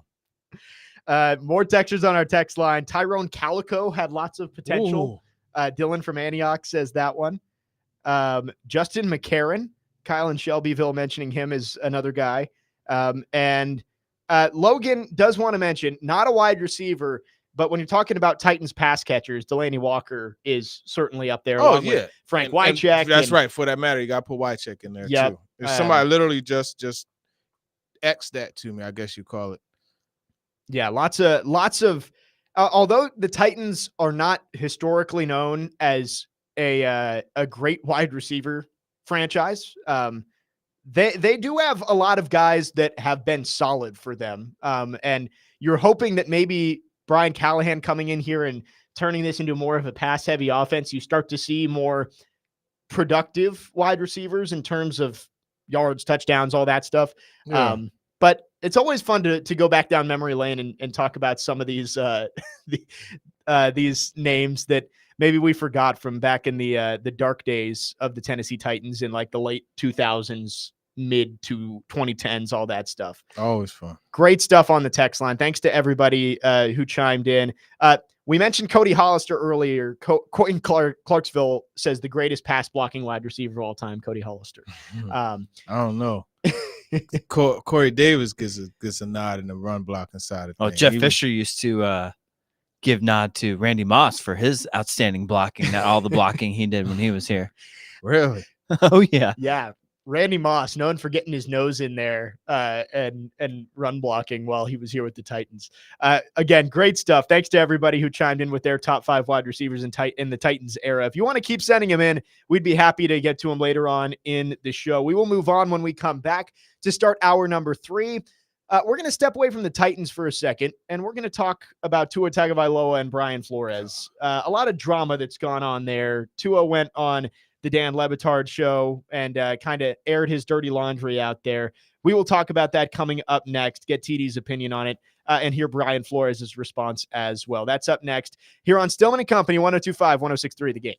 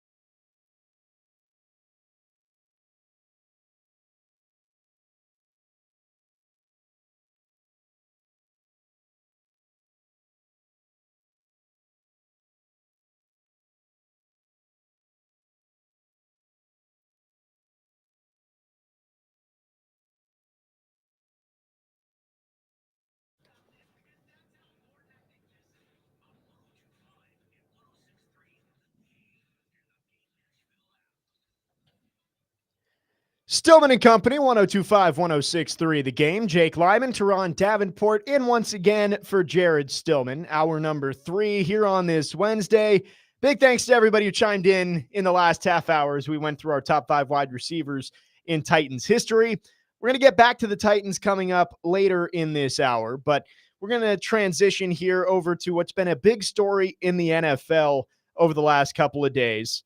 And that is Tua Tagovailoa and his former head coach, Brian Flores. Now, Tua, he went on the Dan Le Batard show down in Miami, and he was asked to kind of compare and contrast his 2 head coaches he's had there, Brian Flores, and obviously now with Mike McDaniel. Here is what Tua had to say when asked about Brian Flores and kind of how he coached him through his first couple years in the league. Can you explain to us the difference in practical terms between having a coach who did believe in you the way that he did and the difference between that and what was happening with Flores? Yeah. Well, to put it in simplest terms, if you woke up every morning and I told you you sucked at what you did, that you don't belong doing what you do, that you shouldn't be here, that this guy should be here, that you haven't earned this right. And then you have somebody else come in and tell you, dude, you are the best fit for this. Like, you are accurate, you are the best whatever, you are this, you are that. Like, how would it make you feel listening to one or the other? You see what I'm saying? And then you hear it, regardless of what it is, the good or the bad. And you hear it more and more, you start to actually believe that. I don't care who you are. You could be the president of the United States. You have a terrible person that's telling you things that you don't want to hear or that you probably shouldn't be hearing. You're going to start to believe that about yourself. And so that's sort of like what ended up happening. And it was, I mean, it's basically been, 2 years of training that out of not just me, but, a couple of the guys as well that have been here since my rookie year all the way till now. So strong comments there from Tua Tagovailoa. And, the first line is what kind of catches you, that I guess he's implying that Brian Flores came in every day and told him that he sucked at what he did. And then the other one, you can hear him kind of hesitate when he says it, but he says this terrible person, referring to Brian Flores. I don't know, TD. I want to hear your thoughts on this, but to me, it just feels a little strange to go on a podcast years and years after this has happened and kind of air your dirty laundry like that. Yeah, it's disappointing. Honestly, if I was a fan, I would be disappointed in my quarterback because, one part of being a quarterback is you're bulletproof. And I get you're a person, but no one is going to tell Patrick Mahomes every day. No one's going to tell Joe Burrow. Like, Patrick Mahomes is a whole class by himself. No one's going to tell Joe Burrow every day that he's not good, and Joe Burrow is going to believe it. People tell Lamar Jackson every day that he's not legit as a quarterback, but guess what he does? Goes out and wins 2 MVPs. Okay? So for me, I don't want to say weak-minded, but for me, and I get it as your coach, but you have to have enough self-confidence and self-belief that no matter what anybody says, you are always going to believe that you're that guy. It's just something you have to have as a franchise leader. Now, look, Tua knows 1,000 times more about being a franchise quarterback than I do, okay? But I'm just saying, I think at some point, let it go. Yeah. Let it go. Like, why are you still carrying? You have that guy that tells you every day that you're perfect for. You signed a huge contract. Yeah, you're making lots and lots of money now. It shouldn't bother you this much at this point. Move on. Now, mind you, I mean, they did go and get you Tyreek Hill. They did draft Jalen Waddle for you. They did add Raheem Mostert. They did, like, there's been a lot of talent added to the roster. Yeah. They did a lot of things.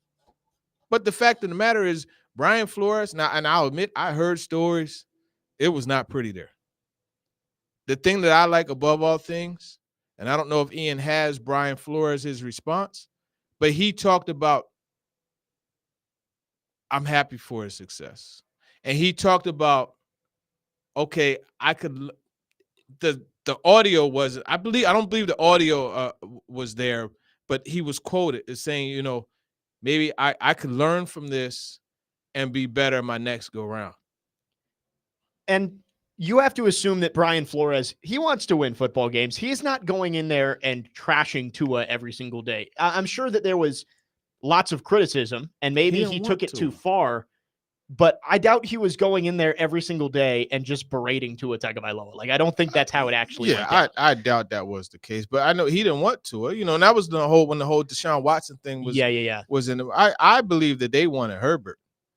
You know what I mean? I heard somebody say that Brian Flores was standing on the table for Jordan Love, which I don't know if that.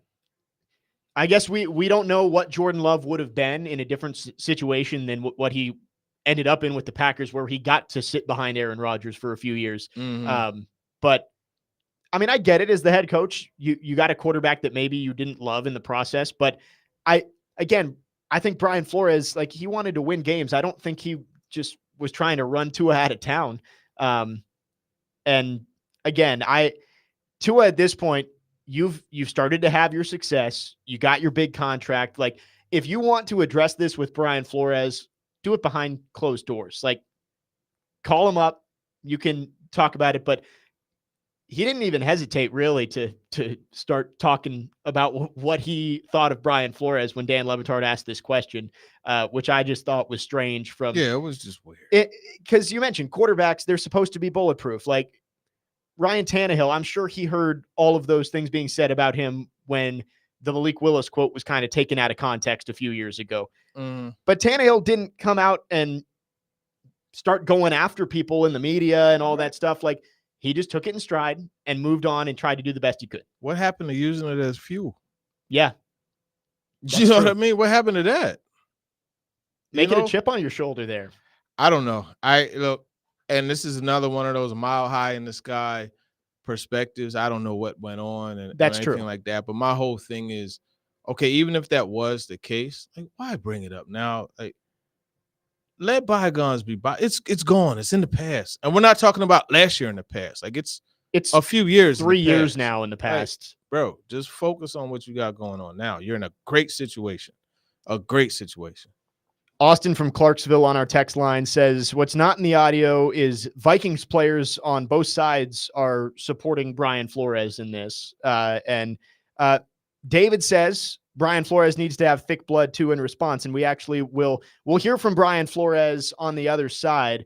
We're going to hear his response. He came out and he had a pretty measured response to this. I think he had thick blood, but yeah, well, let's listen to it when we come back. We'll hear that on the other side. Make sure to tune into Chase and Big Joe tomorrow from 9 to 11 a.m. Your chance to win tickets to see Sammy Hagar at Bridgestone Arena on August 28th. That contest is presented by Green Trees. Again, talking about some of the drama that's gone down with Tua Tagovailoa and his former head coach, Brian Flores. We will hear Brian Flores' response to Tua's comments on the other side. Jake Lyman, Teron Davenport in for Jared Stillman today. Stillman and Company, 102.5, 106.3, The Game.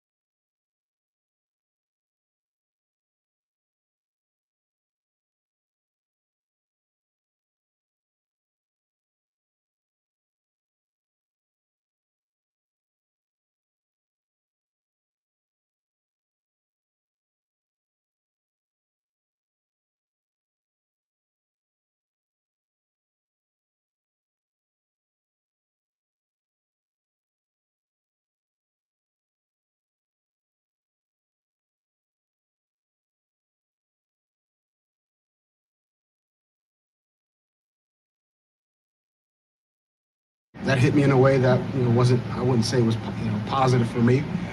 But at the same time, I've got to use that and say, hey, how can I grow from that? How can I be better? And that's really where I'm at from that standpoint. Do I feel like that's me? No, but how can I grow from that situation and create a world where that's not the case, that anyone says that about Brian Flores? That was Brian Flores responding to his former quarterback Tua Tagovailoa's comments about the atmosphere that was created down in Miami during his first couple years in the league. Jake Lyman, Teron Davenport in for Jared Stillman today on Stillman and Company. 102.5, 106.3, The Game. TD, we talked about it, how Brian Flores, I think that's about as mature of a response as you can have in that situation. Now, we don't know what happened in Miami. We don't know all of the things that happened behind the scenes during Tua's rookie year, but it does feel like from what we've seen in the media the last couple of days, one guy has clearly taken the high road while the other seems to want to get down and air these dirty laundry, as I keep saying. Yeah, he wants to continue to wallow in the sorrow and in the mud. And Brian Flores is like, man, it bothered me as a human hearing that, but you know what? I'm gonna use it as a learning experience. And how much better of a response can you give to that? He refused to feed into the foolishness, and he's just elevating above it and using it as fuel, which is what Tua probably should have done in the first place if he didn't do it. Yeah. Caleb makes a good point on our text line driven by WilsonCountyHyundai.com, and you can text 615-737-1025. He says it kind of smells like a setup. Why was Dan Le Batard even asking that question 2 to 3 years down the road? You wonder if Tua kind of went into that saying like, hey, I'm ready to get this off my chest. Now I got paid and I can kind of try and come out on top of what was that. I don't know if you want to say power struggle, but like the dynamic between those two guys. Yeah. I mean, look, man, you know how the movie Frozen, let it go. Just like Elsa, let it go. Let it go. Let it go. Like, why hold on to it? And that's the thing. And I think we as people, frankly, devote so much effort to holding on to negative things, right? Like, we all know what I had happen in December. You know what I mean? People still bring this stuff up. I'm just like, dog, like, just let it be. Yeah, it's stupid. Why do we hold on to such negativity? Now, obviously, this is a totally different situation, but it's just like, why hold on to it? Yeah. Release that, let it go. Like, you The past are in is the a past. beautiful place right now, Tua. A beautiful place. You're making a lot of money. You're the quarterback of a team that is expected to at least contend in the AFC. Like, why even be devote focused on now. energy or effort, emotion into that? Yeah. Leave it be. It's done. You can't go back and change it. Yeah. And, if this had been done in like March, April, May, maybe this is different, but you're It's like not 2 fresh. weeks away from starting a football season. Talk about your team right now. Like, why are you bringing this up right now? It just it doesn't seem to make sense to me. Move on. Eli on our text line also was bringing up Brian Flores and the whole situation with the Giants job, where that ended up in a lawsuit about the Rooney Rule and all that stuff. Yeah. I always think, and I know this has been brought up before, I think Bill Belichick sent that text on purpose. And for those of you who don't know the whole situation there, Brian Flores was up for the New York Giants head coaching job a few years ago. Brian Daboll got the job. Bill Belichick, who coached with both those guys, he sent a text to Brian Flores saying, "Congratulations on the Giants job. Just heard that you got it." He was mistaken, quote unquote, thinking he was texting Brian Daboll or thinking Brian Flores got it. And Brian Flores texts back like, "Well, I'm going into interview today. Like, you must have heard something that I didn't." Wrong Brian. Right? Wrong Brian. I think Bill Belichick sent that text on purpose. I think that he knew that there was some shady stuff going on there, that they had basically told Brian Daboll the job is his, but still were interviewing Brian Flores. And I kind of respect Bill Belichick for that. I think that we'll never know, and Bill Belichick will never say, but I've always kind of thought that maybe he set that on purpose to kind of start this whole thing with the Rooney Rule and trying to get it restructured so things like that can't happen anymore. Yeah, I mean, who knows? Listen, if there's anybody who has that forget you, or the other F word you, ability and mindset, is Bill Belichick. Yeah. So yeah, I mean, it wouldn't surprise me. Brian Flores again coming out, and he responded to this in a very mature way, kind of saying that he's going to learn from it, and it didn't feel good to hear those things said about him. And again, Tua, I just don't get why it was brought up right now with your season about to start. Yeah. Another texter on our text line says that he actually likes that Tua said it in an interview. He says that he's tired of generic answers that they always give. And I guess that's kind of the opposite of what we were saying, is that these quarterbacks, like, there's coach speak and it's kind of the same as quarterback speak. Like, those guys never want to say anything controversial. They don't want to get caught up in any of the media mess and stuff like that. So Tua kind of going off of that track in that interview. I appreciate him speaking his mind. Yeah. I appreciate that. But I mean, I don't know. I just don't think it was necessary to feed into it that way. I agree. I just don't think it was. So, especially again, we mentioned how it's been 3 years at this point. Like, if right after Brian Flores was fired, if this came out and it was a big story about the toxic culture that was going on in that Dolphins locker room, then sure, maybe that's the time to speak your mind on that interview. The timing is very strange in this, and I don't know what. I guess he said that there are other players in the locker room who felt the same way about Brian Flores, but I also wonder, how do his teammates feel about this? Like, hey, man, we're all grinding through training camp right now. Why are you with Dan Le Batard talking about things that don't matter at this point? yeah, I doubt they cared about it, but I just think in the grand scheme of things, it's just like there's bigger fish to fry. Yeah. Yeah. And who knows why the question was brought up. I didn't watch the whole interview That and is all true. of that, but it just didn't seem like something that he should have fed into. And you wonder, we talked about Raheem Morris a little bit yesterday and wanting to see him get the infrastructure and the situation to succeed down in Atlanta. You wonder, is this another circumstance that might hurt Brian Flores in getting another head coaching job? Because again, the lawsuit that he was a part of, that already was kind of hanging over his head. Yeah, and now yeah. you've got the quarterback saying that he didn't make it easy for him to develop and kind of hindered him as a quarterback. I wonder if maybe this hurts him if he gets back into the interview pool in the next couple of years. Yeah, honestly, I was surprised he was back in the league, to tell you the truth. Mike Tomlin brought him back as a defensive consultant or something along those lines. Yeah. And I was surprised that he even got that, to be honest with you. But, sometimes you could be too real for a situation.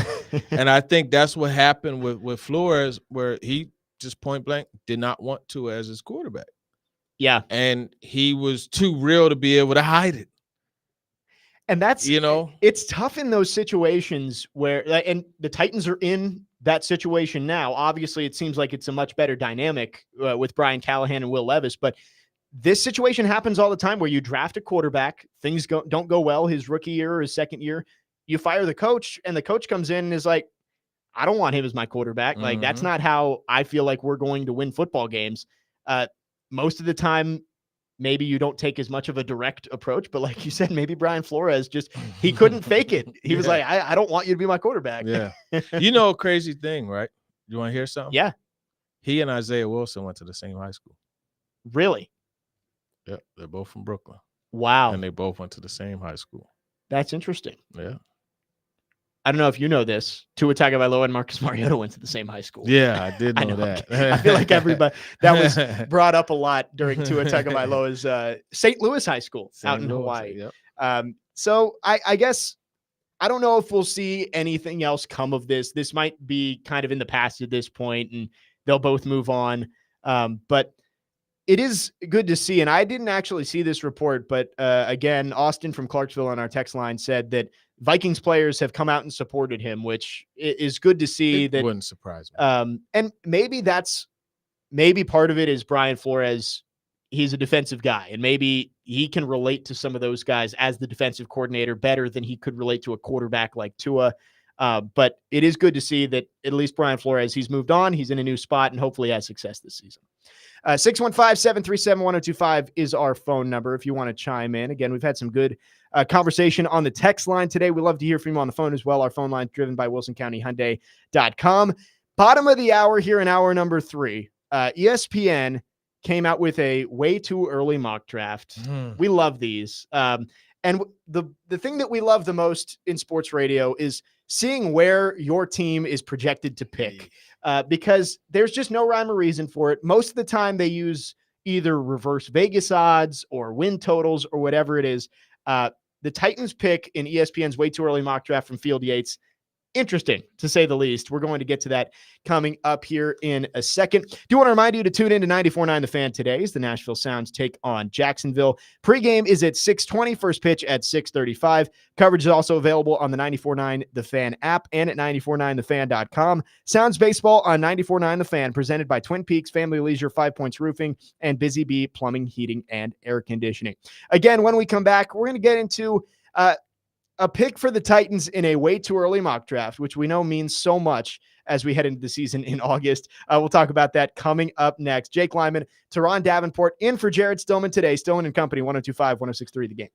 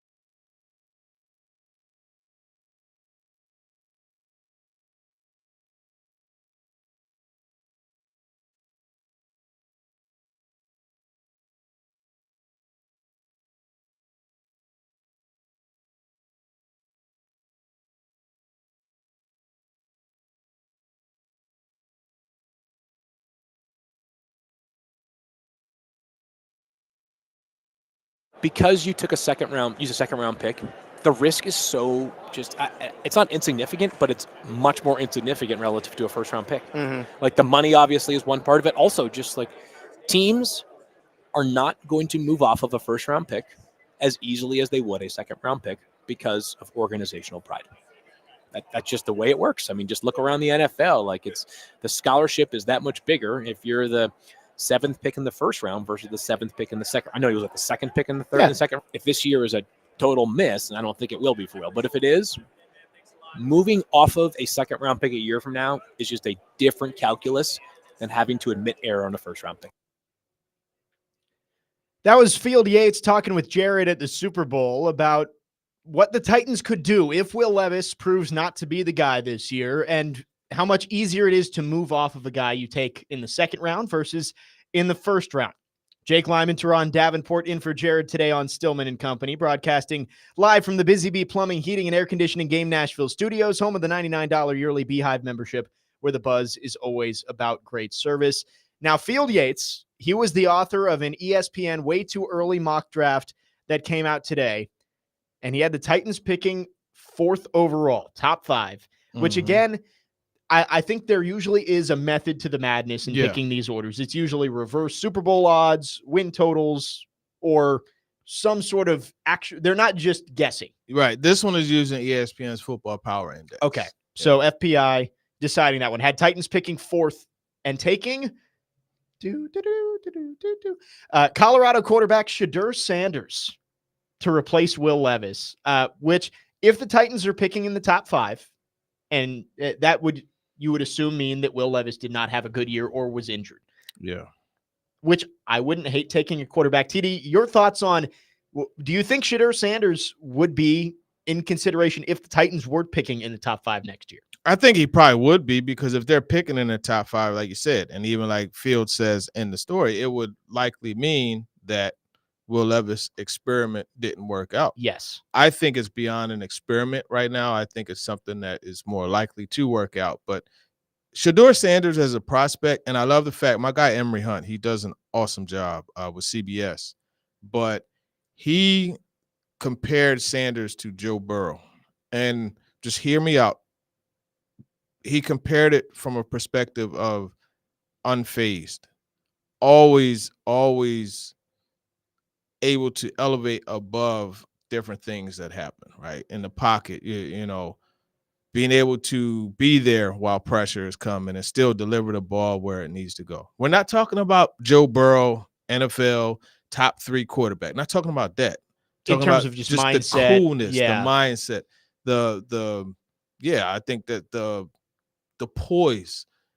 Shedeur Sanders has those things, but then also I think he's a pretty capable passer also. And he tends to get this bad rap because he's Deion Sanders' son. And it's unfortunate, but I think he's a better prospect than a lot of people give him credit for. I don't know how happy I would be with the Titans taking a quarterback next year, purely because I do, like you said, I think Will Levis is going to be good enough to keep them out of the top 5. Yeah. But I will make the point that I think if the Titans are picking in the top 5 and Shedeur Sanders is available, I think that's what the Titans do. Because guess what? The new stadium's coming.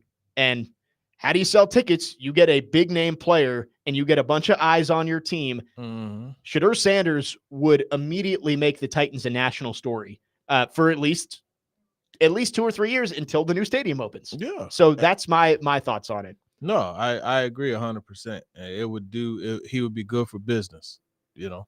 Exactly. I mean, that is a flashy name, a flashy player, and a guy who's had success. And I think this is a big year for him because winning isn't everything in college for quarterbacks. Like we've seen, like Jared Goff, his Cal teams weren't very good, but he was the number 1 overall pick and has turned into a pretty good college quarterback. Winning isn't everything, but they did lose, I believe, their last 8 games of the year last year, if I'm not mistaken. Tough. It was tough. You know, O-line issues. Yes. You know, and I know personally how O-line issues could impact you because we had that every year at my school. So, yeah. I hope this year that we see Colorado be a little bit more competitive, and maybe it helps that they'll be in the Big 12 and not the Pac 12 this year. And and I know Jared's given his thoughts on Deion Sanders. He's not a big fan of the guy. I don't like the conversations about like Deion Sanders being the Cowboys head coach because I just don't think that's ever something that's going to happen. I think a large part of what makes Deion a good college coach is he can recruit really well. And there's no recruiting. The free agency, I guess, is a little recruiting, but it's a much smaller part of your job. Yeah, and not only that, his method of motivation, I don't think that's working. I don't think Deion could go to Calvin Ridley and tell him the things that he tells Travis Hunter. You know what I mean? It's just different. You know, you're talking about a grown man with a family to feed and things to do, as opposed to, a 19-year-old kid. That is true. There's a different way to be. That's why you'll see coaches go from one to the other, and you can be a great college coach, like Matt Rule, for example, a recent example. He was great at Baylor, then went to Carolina, and the Panthers fired him after, a year and a half? And maybe that's a David Tepper thing, but Matt Rule didn't have a ton of success in the NFL. But he's gone back to Nebraska, and there is a lot of excitement around that Cornhuskers program right now. They just got a 5-star quarterback, Dylan Raiola. So there's a difference between being a college coach and an NFL coach. Another question I have, if this scenario was to work itself out, let's say that all the mock drafts are sending Shedeur Sanders to Tennessee in March and April next year.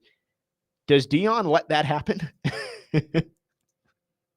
I don't think so. That's what I don't think he would. I think Deion, we were actually just talking with Ian in the break about Daniel Jones and all the issues that he's had. And actually in studio right now, we've got that Texans-Giants preseason game on. Daniel Jones, it looks like this will be his last year as the quarterback of the Giants, barring drastic improvement during the regular season. It looks like this is it. I think Deion's going to try and force Shedeur to the Giants. Go figure. They take advantage one more time. Yeah, that's true. A pop's power move, a pop's power play. There Former NFL father who doesn't want his son to play anywhere but a big city. There could be some other name. I mean, we don't know the Dak Prescott situation. I think the Cowboys would be obviously where I think that's the ideal scenario that Deion would want Shedeur to go to. He wants the star on the side of the helmet, America's team, Shedeur Sanders going there. I don't think that it works either way. Like, be careful what you ask for. Dak Prescott, they're not going to let him walk. I doubt they do, but if he does walk and they get Shedeur, that's a lot of. Dak has had some pretty good years, but they haven't won a Super Bowl. Yes. And all of that is washed aside. Now, I know the postseason hasn't been the best for him. No. But he's had some pretty good seasons. And he's a guy that you don't even look at generally as a top 15 quarterback, when in fact he's a top 10. Yeah. I mean, in terms of NFC quarterbacks, who would you take over Dak Prescott? Jalen Hurts, maybe Brock Purdy. Maybe Jared Goff. I think that's the Stafford, tier. maybe. Yeah, maybe Matthew Stafford. But if you're looking at quarterbacks who could get you to a Super Bowl, there's nobody blocking him in the NFC. If the Cowboys were in the AFC, yes, I think at that point you look at Dak and you're like, hey, you're not competing with Lamar and Joe and Patrick and Josh. But in the NFC, if you build that team around Dak Prescott, they can go to a Super Bowl.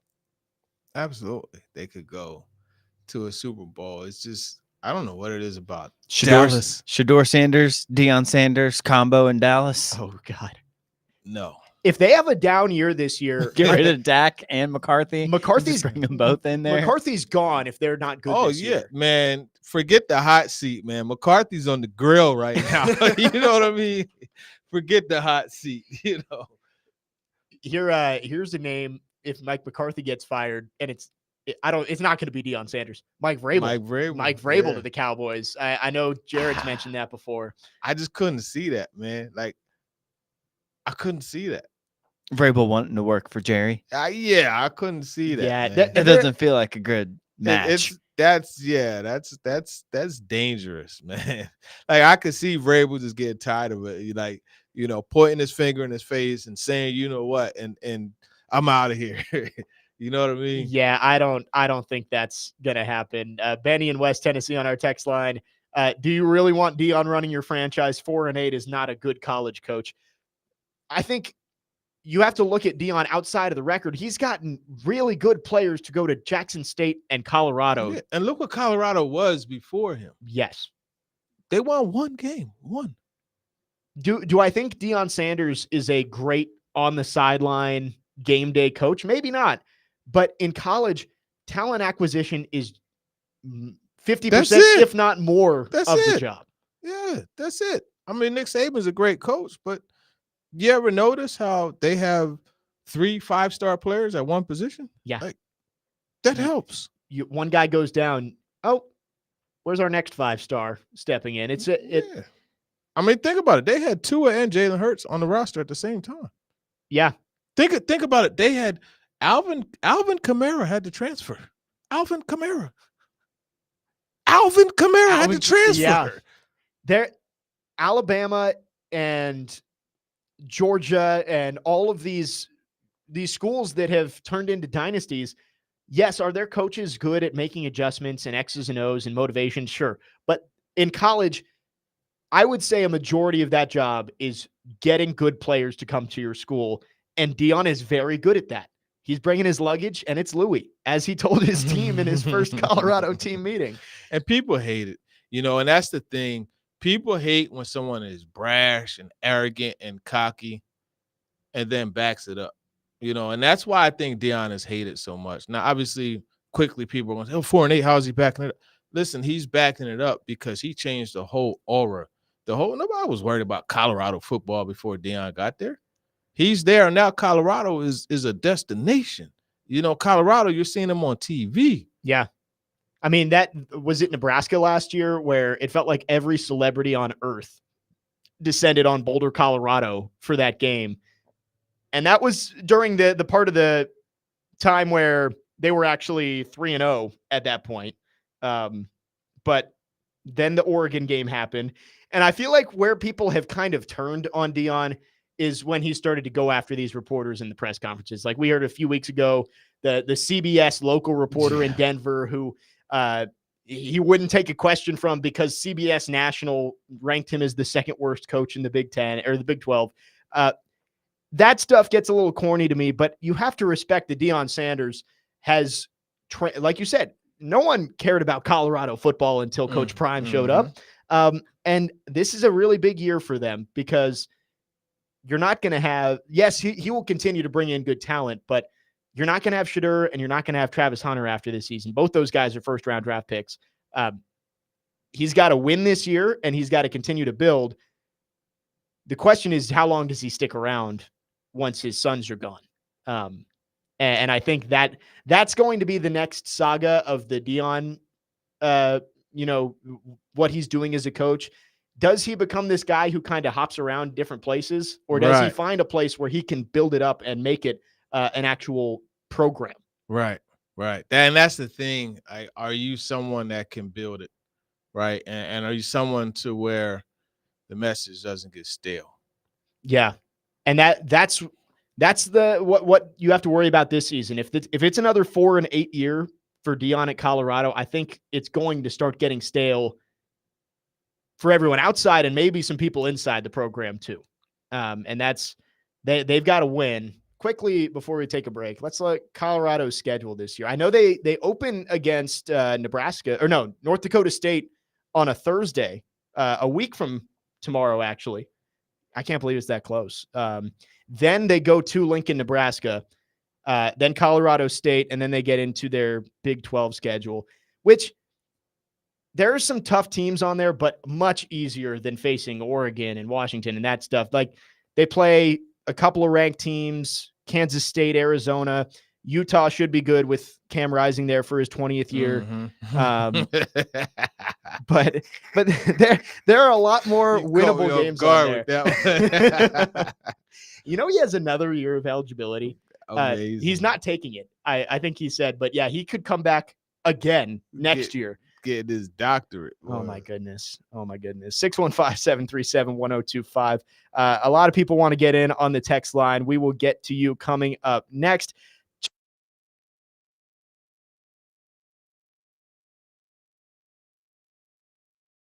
Book. That's right. My official sportsbook app. You've heard us talk a lot about FanDuel, America's #1 sportsbook, and my official sportsbook app. We all have something a little different for you right now. Through September 22nd, all FanDuel customers can bet $5 and get a 3-week free trial of NFL Sunday Ticket from YouTube and YouTube TV. Then with the YouTube TV base plan, you'll be able to watch every regular season Sunday afternoon out-of-market game. All you need is a Google account and a current form of payment, and you can cancel anytime. Use promo code JGM at FanDuel. That's FanDuel.com/JGM to download America's #1 sportsbook and my official sportsbook app. 21 and over in Pleasant, Tennessee. Full price of NFL Sunday Ticket will be automatically charged seasonally after free trial. No refunds. Terms and restrictions and embargoes apply. Gambling problem? Call the Tennessee Red Line at 1-800-889-9789.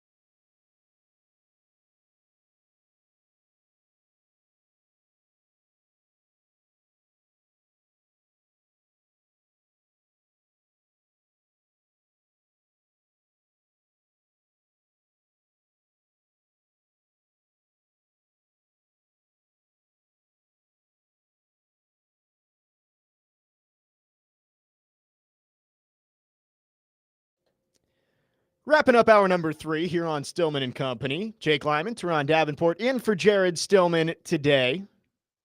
Really good interaction on our text line and our phone line driven by WilsonCountyHyundai.com. We've been talking a little Coach Prime here late in hour number 3 because Field Yates put out his way too early mock draft for 2025 and had the Titans taking Shedeur Sanders with the 4th overall pick. Joey from Bellevue on our text line says, TD, do you think Dion reminds you a little bit of LeVar Ball? A little wild, all up in his kid's business, kind of a distraction at times, a little different because Dion's actually their coach, but maybe a little similar in the way that he tries to market his sons. Hey, I think we get a little carried away saying these guys are over involved in this, that, and the third. I think they're successful fathers. Yeah, look at what LeVar Ball done for his kids. I don't think there's anything wrong with a father being involved in his son or daughter's things that they have going on. And in fact, in the case that you look at LaMelo, you look at LeVar Ball's, you look at his sons, right? Those dudes, you're not phasing those dudes. You're not phasing. Like, how can you phase them when they've been through what they've been through with it? He weathered, I forget the exact word that I'm looking for, but more or less, he's prepared them for the storms that they'll face. Deion Sanders, there's tough love. Like, he's not always babying Shador. No. You know what I mean? Like, he coaches him just as hard as he coaches other players. So I don't see anything wrong with what he or Ball have done. I think they did it right. The success speaks for it. And look at LeVar Ball. He got all three of his sons full ride scholarships to UCLA. Two of them were top 3 picks in the NBA draft. And guess what? Do we hear from LeVar Ball anymore? No. He's not a distraction. I did my job. He got his kids where they needed to go, and he stepped back, which I think is perfect. It's a little different because Deion Sanders is actually their coach. He's not just their dad on the sidelines cheering him on. So Deion, he is a polarizing figure, as everybody will agree. But you can't deny that he has put his kids in good situations to succeed. And like you said, similar to Joe Burrow, Shedeur Sanders isn't going to be scared when he steps out on the NFL field for the first time next year. Like, he's going out there knowing what to expect. There's a reason why he has that poise, why he is unweathered. It's because how he was brought up, And we'll have to see how this year goes for him, but definitely one of those guys, along with Carson Beck and some other quarterbacks towards the top of the 2025 draft board. Our phone line's driven by WilsonCountyHyundai.com. Our friend Thomas is back on the line, I believe. Thomas from yesterday wants to talk about the Titans defense today. Thomas, how we doing? I'm doing great, boys. How are y'all doing? I'm doing well, man. Welcome back. Hey, I appreciate it. Y'all done another great job today. And Thank you. we touched a little bit on offense yesterday, so I want to talk a little bit about the defensive side of the ball in kind of 2 parts. Start kind of overall with expectations. I think a big thing, from last year, the defense wasn't terrible, 15th in points per game. But I think a big part of that, right, was the red zone D being number 1 in the NFL, which is proven to be a volatile stat year over year.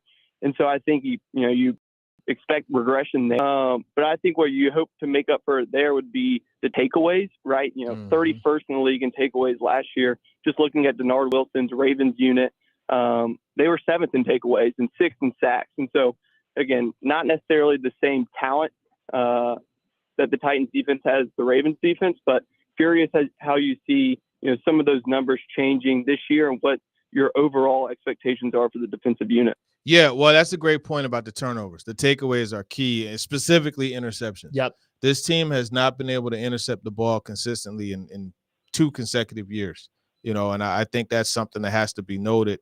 And if I remember correctly, Denard Wilson said something in his opening presser about attacking the football with aggression or something along those lines. He pointed out, and I was like, oh, yeah, he's got a point there. So, and to your point, last year, that Ravens team, I mean, Geno Stone has 6 interceptions. Ravens were 8th in the league tied for 4th, actually, with 18 interceptions last year. Yeah. So, I mean, like, Geno Stone, a safety, had 6 of those himself, and he came out of nowhere, right, and working with Denard Wilson that 1 year. So, I definitely think, and the year before that, Chauncey Gardner-Johnson, if I'm not mistaken, had 5 in limited time with the Eagles. I think you're right. Yeah. So it's very clear that there's a different approach here, and aggressiveness as far as going to the football and picking it off. No, I think that's a great point. And, talking about Geno and Chauncey Gardner there, it lends you to believe that Hooker could be the guy this year for the Titans, right, to take that breakthrough, especially if the corners are more sturdy on the outside with Snead and Cheeto and Roger. I think it gives, the safeties, especially Hooker, a little bit more freedom to not have to cover as much as some of those specific outside guys and helping, but be more of that rover role that we've seen Byard over the years capitalizing this defense. And another point is almost like we're sharing brains here, because you talk about that rover, and Denard Wilson yesterday when I asked him about Quandre Diggs, he had mentioned how he's a true post safety, right? And when you have a post safety that you could put up there and allow him to if need be that center fielder, that will allow the other safety to come down in those robber roles and those types of things. And if you remember, Amani Hooker was it year 2? He had 4 interceptions. And a lot of times that was in that 3 safety look. Yeah. Right. So that's something that, and I say the 3 safety look, which, allowed him to be that nickel and allowed him to be the guy to just kind of roam around and do things. So I like that point. And I think that's a part of why a guy like Quandre Diggs was brought in. And Amani Hooker, even last year, he had obviously the great special teams play to start the season against the Saints, but he had a pick in that game too. It's just going to be about staying healthy for Amani and staying out there. But I think you're right, Thomas. I think that's a guy who maybe does play that CJ Gardner-Johnson role or Geno Stone, where he's able to get some of those picks with the improvement at cornerback outside. And then more specifically, we know, and TD, you've done a great job of documenting what Denard wants to do with this defense. And I think there's no secret that he's going to be looking to blitz a lot more than the Titans have in the past.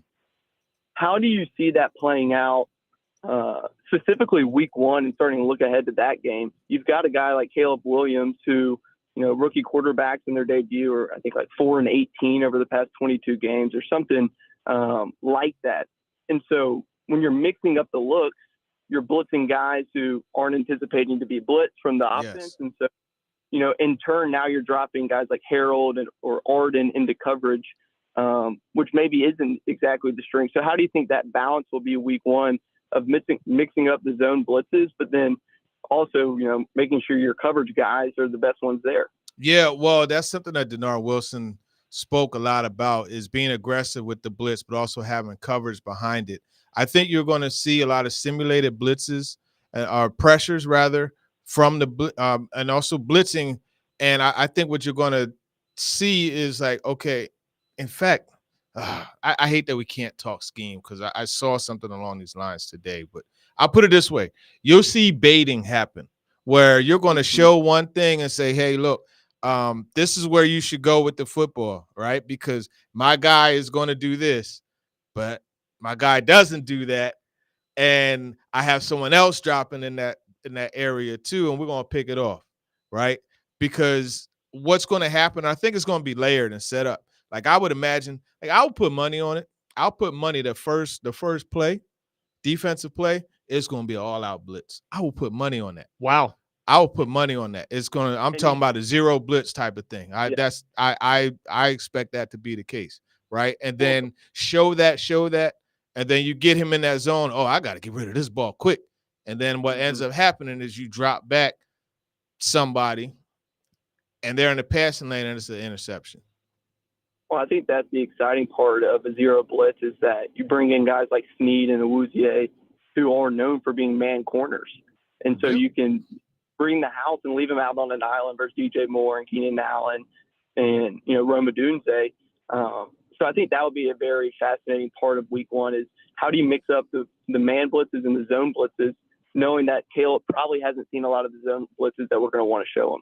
Yeah, no, great point. I could see that, and it's going to be fun just watching that chess game. But that's actually Whiteboard Wednesday. I'm going to draw up a blitz. That's something I expect, like I said, to see from the rip. Love it. Looking forward to it. Thomas, thanks for the call. Great stuff. Back-to-back days. Call in more often. I'm sure Jared would love to hear from you when he's back as well.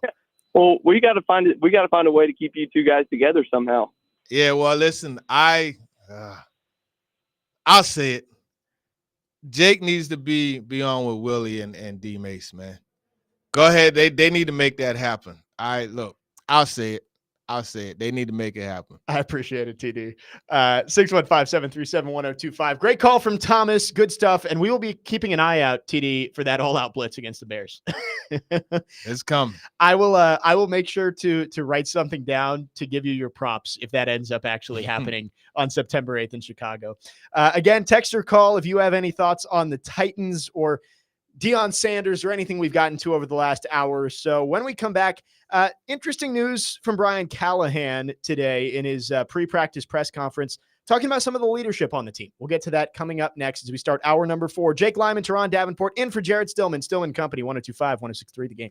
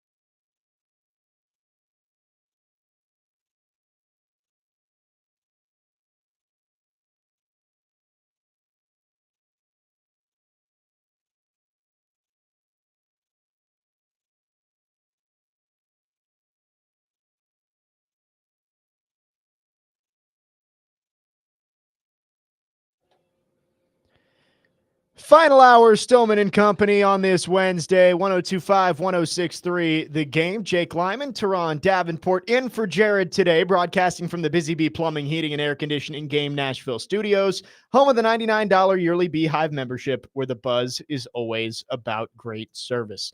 Been a fun show so far. We just got a great call from Thomas, back-to-back days. He's given us thoughts on offense and defense.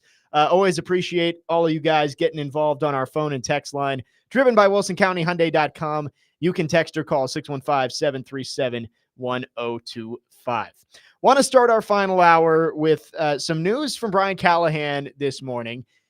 Not super significant, but the Titans are going to be wearing the C patches for the captains for the first time on their uniforms. So something we didn't see with Mike Vrabel. Callahan says that the captains will wear those, and I believe he said they'll vote sometime next week for the captains. Yeah. And he said that, it's something that he's seen in the other walks of life he's been in the NFL. But then also he said he wants that to be documented. He wants that to be known because he feels that it's a really huge honor to be elected as a captain. And that's not to say Mike Vrabel didn't feel that way, because that's one of the times where you would really see Mike Vrabel embrace talking to us, when he was talking about who was named the captain, when he was talking about who won the offseason awards and those things. So I'm not saying that as a slight to Vrabel at all, but from Callahan's perspective, he wants it to be documented and wants it to be shown in every game. I think it's to each their own. I never had a problem with Vrabel not having the patches on the uniforms, because I can see where it is. Like, yeah, these are our captains, but they're not going to be different from anybody else. Like, they're all going to look the same. But I like that Callahan, we're going to be able to look out there and see, okay, those are the leaders on this team. And I assume it's going to be 6. In the next segment, we did our 5 wide receivers. We'll pick our captains coming up in the next segment. So if you guys want to get involved on that as well, you can text or call 615-737-1025. Let us know who you want to be the captains for the Titans this year. But I do think this is a good thing for the Titans. And in Callahan's first year, you do kind of want to shake things up a little bit from your predecessor. You got to put your own mark on the team a little bit. And we've seen that in different ways from Brian Callahan. I guess this is just another way of maybe establishing his culture as the head coach. Right. I think it is. And one of the things with his culture that I've seen is just there's pressure on this team to win. There's clearly pressure, but it's just, I don't want to say nonchalant, but it's a more relaxed type of atmosphere, right? As far as, you know what, there's pressure. I'm acknowledging that it's a privilege, right? That's what Will Levis said. Yep. It's a privilege. Callahan, when I asked him about it, he said that, he welcomes it because it means that there's expectations. And I think just a business like be yourself environment is what Callahan seems to, and highly transparent also, is what Callahan seems to be working to implement. From a media perspective, I really like it. I like where we know, okay, Josh Wiley has a concussion, or even Vrabel was very forthcoming with concussions, but like we know, okay, Caleb Farley had a hamstring. Chidobe Awuzie, calf, going to miss a few weeks. Like right. that was we really know that was really valuable in his first press conference, I think, of training camp, that he came out and was transparent and said, hey, he's not going to be out here for a couple of weeks. He has a calf injury. Right. It's just a different, not to say one is right and one is wrong. It's just a different type of approach. And so far, it seemed to be really good. And you said that you're working on a story about how the pressure on this team from all of the spending they did in the offseason. Yeah. And I think if you are just a regular NFL fan, you might not look at the Titans and say there's a lot of pressure to perform this year, because outside of Nashville, I don't know if there's a lot of expectations for this team. But you can see in that building, Brian Callahan taking over for Mike Vrabel. They've invested a ton in this team. There is pressure for him to come in and take a step forward from what's been a tough year and a half, starting with those 7 straight losses back in 2022. Right. And I think a part of that pressure is the excitement of a new beginning, right? And I think that is something where expectations come along with that, because it's like, oh, wow, the franchise is reborn. Well, you don't want to be reborn and get your brains beaten every week. So it's important that they do go out and win. Yeah, and this isn't saying they have to go out and win the division this year. Obviously, I think that's always the goal in the regular season. Go win your division, make the playoffs, get a home playoff game. But even if this team wins 8 or 9 games and you're playing competitive December, maybe even January football, that gives you a feeling like things are heading in the right direction, heading into year 2 under Callahan. If things don't go well this year and they only win 3, 4, 5 games, it changes the narrative heading into year 2. Instead of Brian Callahan's team is on the ascent, it's, man, they took a step back in year 1 under Brian Callahan. And so you want to avoid that. So we'll see how that works out. Again, Brian Callahan starting to establish that culture, and he's talked about how, it is still the honeymoon period that is now kind of wrapping up. I think after Sunday is probably when the honeymoon period ends, because that's when cutdowns happen. And Callahan said he's not looking forward to that, which I'm sure no coaches do. And then you're into actual live football games where the response is going to be a lot less. I don't want to say sunshine and rainbows, but that's kind of how it's gone. Like, there's not going to be as much sunshine and rainbows if the Titans lose a regular season game versus a preseason game or a bad practice or whatever it's been over the last couple of weeks. So, again, the news this morning, not a huge breaking story, but cool that Brian Callahan has brought back the C patches for the captains coming up this year. When we come back, we're going to pick our 6 captains. I will give the caveat, if anyone is going to text in their captains, one special teamer. You got to have one of Nick Folk, Ryan Stonehouse, Morgan Cox on there. Yeah. But the other 5, you can do 3 offense, 2 defense, or vice versa, however you want to do it, but you got to have one of those 3 guys on there. So we will give ours when we come back. If you want to hit our text line, 615-737-1025. Do want to remind you that this week's Nashville Best Deal is Bavarian Beer House, Nashville's only authentic German beer hall, a place full of fun, food, music, and most importantly, beer. Enjoy traditional German bratwurst, schnitzel, giant pretzels, and more in an Oktoberfest-inspired space. Head to theGameNashville.com/deals now to get a $50 gift card for only $25 to Bavarian Beer House while supplies last. Jake Lyman, Teron Davenport in for Jared Stillman. Stillman & Company, 102.5, 106.3 The Game.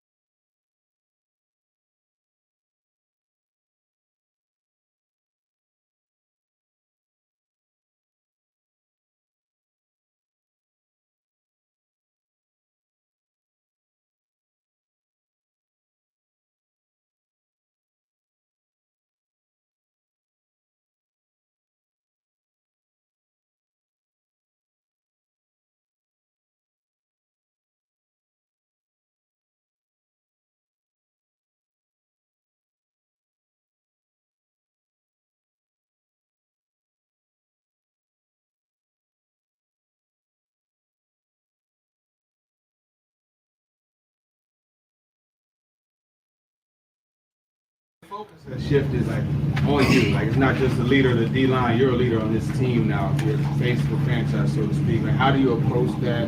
How much do you like that opportunity? Man, I want to say I go back a couple years ago. Like when I first got here, I had guys like Jarrell Casey, even Daquan, Wesley Woodyard, all them guys who I was, they always, when becoming a leader, you have to know when to follow. And I think as I was growing, especially through that my first year as a rookie, I was learning a lot from them guys. And I want to say probably like going into my second year and then really my third year where I really felt like, this was my team. I've been feeling that way, as y'all know, like on Sundays, I break the huddle down. That's something I take pride in. But as when you grow and trying to grow as a leader, you want that responsibility. That's Big Jeff. Jeffrey Simmons talking about some of the leaders that he's been around since he's been with the Titans and how he's tried to take on that role himself as he's grown up in the league. Stillman Company, 102.5, 106.3 The Game. Jake Lyman, Teron Davenport in for Jared Stillman today. Captains getting the C patch back on their jerseys under Brian Callahan. And we're going to pick our captains. The Titans will vote on it next week after the roster's cut down to 53. We've got at least 6 or 7 people on the text line who've sent in their captains. I'm seeing a lot of similar names. Me and TD will go through ours, and then we'll see how similar we are to the rest of you guys out there. TD, you've got yours written down. We're doing 6 here. 1 special teamer, but the other 5 can be any kind of combination, offense or defense. Who are your offensive captains heading into the season? Well, offensive captains, you got to have Will Levis on there. I had he and Lloyd Cushenberry. I think Cushenberry, as the quarterback of the offensive line, should definitely fall into that role. And he's a veteran on that line. And I think it's always good to have an offensive lineman as one of the captains as well. And I went with Cushenberry too, and Levis as well. Cushenberry, I was between him and Peter on the offensive line. But the center, I think you're right. Like Ben Jones was a great captain on this team, the quarterback of that offensive line. I think Cushenberry makes sense. I also put DeAndre Hopkins in there.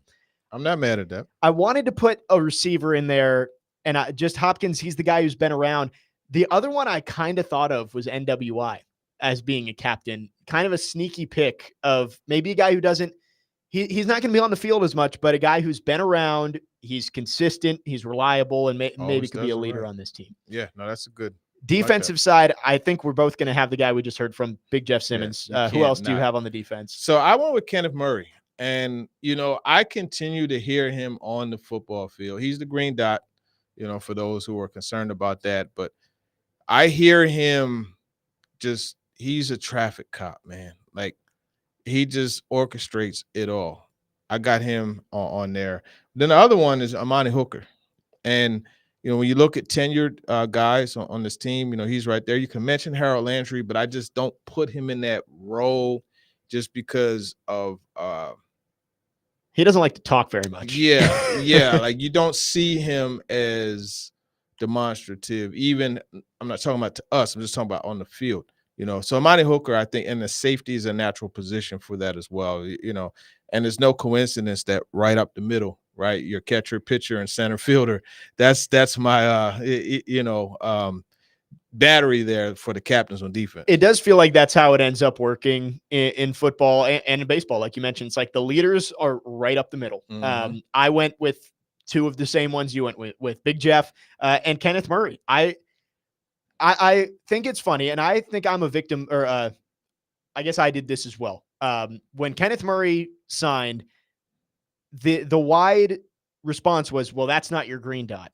And Kenneth Murray maybe didn't live up to expectations with the Chargers, but we talked with Trevor Mattis yesterday, and you guys seem to be on the same page that he wasn't used the way that he needs to be used when he was out there in LA. Early returns have been great on Kenneth Murray in terms of play and leadership. I think that might be one of the free agent signings that the fan base ends up looking back on like, hey, we got that wrong. We reacted the wrong way when he signed. Yeah. And I think, you look at the mic'd up, right, where he put his arm around James Williams and he was like, man, you're big. Like, just go get that. Boop, boop, boop, boop. You know what I mean? And he was like, look at me. Like I just, and I think Yeah. that's another sign of leadership, right? Putting your arm around a younger fella who you see similarities to yourself in and telling them, hey, look, do this. And then you look at also in that mic'd up, have ourselves a day, guy. You know what I mean? Just Yeah. the way he was, and it's authentic because I've seen him do that without the mic on. So you do have that. That move is going to be a good one. I think It's so gonna be a too. good one. I like a lot of people. I think, not to say I wasn't a fan of it, but it didn't really inspire me all that much. Like I was like, oh, Kenneth Murray. Like I hadn't really heard a ton about him since he was a first-round draft pick, but it's like everything I've heard coming out of training camp, he's been great. I'm Yeah. excited to see him out I there. loved him coming out of Oklahoma. Oh yeah. You hear me? Like I loved it. Yeah, it was him and Patrick Queen that year, right? Were the two big linebackers. Man. I loved watching him, man. But he went to a wrong place. They tried to use a knife as a fork, and it just didn't work. But now he's getting used properly. Chase, program director Chase McCabe, so this is Chase's list. Offensively, he had Levis, Cushenberry, and D-Hop. Okay. Defensively, he had Simmons and Chidobe. Okay. Owuze, which is an interesting one. So we're all kind of on the same page. And the special teams was Folk. He's got Folk. I had Morgan Cox. Boom. There we go. Yeah, Morgan Cox. he and I go back to 2015, right? 2014 and 15 when he was a part of the Wolf Pack with Justin Tucker. Morgan Cox is a veteran. He's a common presence. Was it Craig Ackerman said he's a human jugs machine? You gotta love it. But I just think he's just a proven.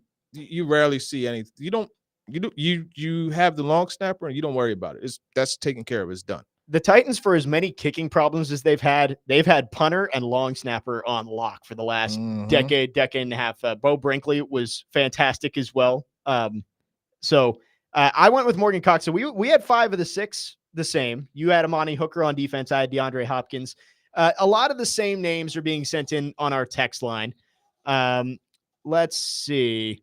Michael has Levis, Hopkins, Simmons, Landry, Cushenberry, and Nick Folk. So he had Harold Landry, which again, Landry's been there for so long. He's been there since 2018, right? So he's one of the longest tenured Titans. It kind of makes sense to have him on there. Another texter has Landry.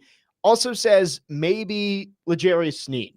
And I guess we haven't really seen enough of L'Jarius Sneed to really know. But I could see it happening as one of the leaders of that defense. Definitely could see it happening. And there are multiple times where I've seen Brownlee Jr. and Judy Lawley come off the field, and even Trey Avery. And Sneed goes right over to him and he's talking to them. Now, I'm going to give you 2 others that they just came so late. Yeah. But if Quandre Diggs was here from the beginning. I just looked up his pictures. He's wearing the C in Seattle. Oh, yeah. Yeah. He's wearing the captain in Seattle. Reason. Yeah. There's a reason. Like, and he's just this big, you know what I mean? But you talk about a tone setter, as Denard Wilson called him, a pit bull. And then the other guy that he called the Iron Fist, Jamal Adams. I mean, I saw Quandre come off the field and Jamal Adams go over to him and tell him, hey, look, this, and this. I've seen Adams, and Jarrett kind of joked about it with Adams. He thought Adams was a coach, but because of what he was wearing, but also because of this dude was really, he was helping coach these guys up when they came off the field. So I could see both of them. That duo quietly it's a good addition. I could see them starting in big nickel with both of them out there on the field. I mean, you got to have McQuarrie on the field, but I wouldn't be surprised if they did that and then they sent Adams on the blitz. And I was. You think Amani Hooker being moved to the strong safety is good for him? Yeah, I think he could play either. Me personally, I would rather have him able to be, playing center field and showing the range that he has. But you think Diggs will take more of that role? I think it's going to be interchangeable. Okay. And that's what I like about having both of these guys, that you could do that. That's, I think, the advantage that Diggs brings over Elijah Molden, is that it is more interchangeable. And he's not a guy like Molden. You want him in the box. Yeah. You want him down in the box. But I think Diggs, you could do either. Those two guys, because of how late they signed, and there's a narrative about Jamal Adams now that's out there because he hasn't exactly been his old self in Seattle, but I think those two guys are going to be huge impact players on this team because we talked about this yesterday. Jamal Adams isn't going to be asked to be a coverage safety who plays 95% of the snaps. He's going to be used as Denard Wilson wants to use him as a weapon, the iron fist, like you said. He may only play 15, 20, 25 snaps per game, but when he's in there, he's going to make impact plays, which I'm excited to see.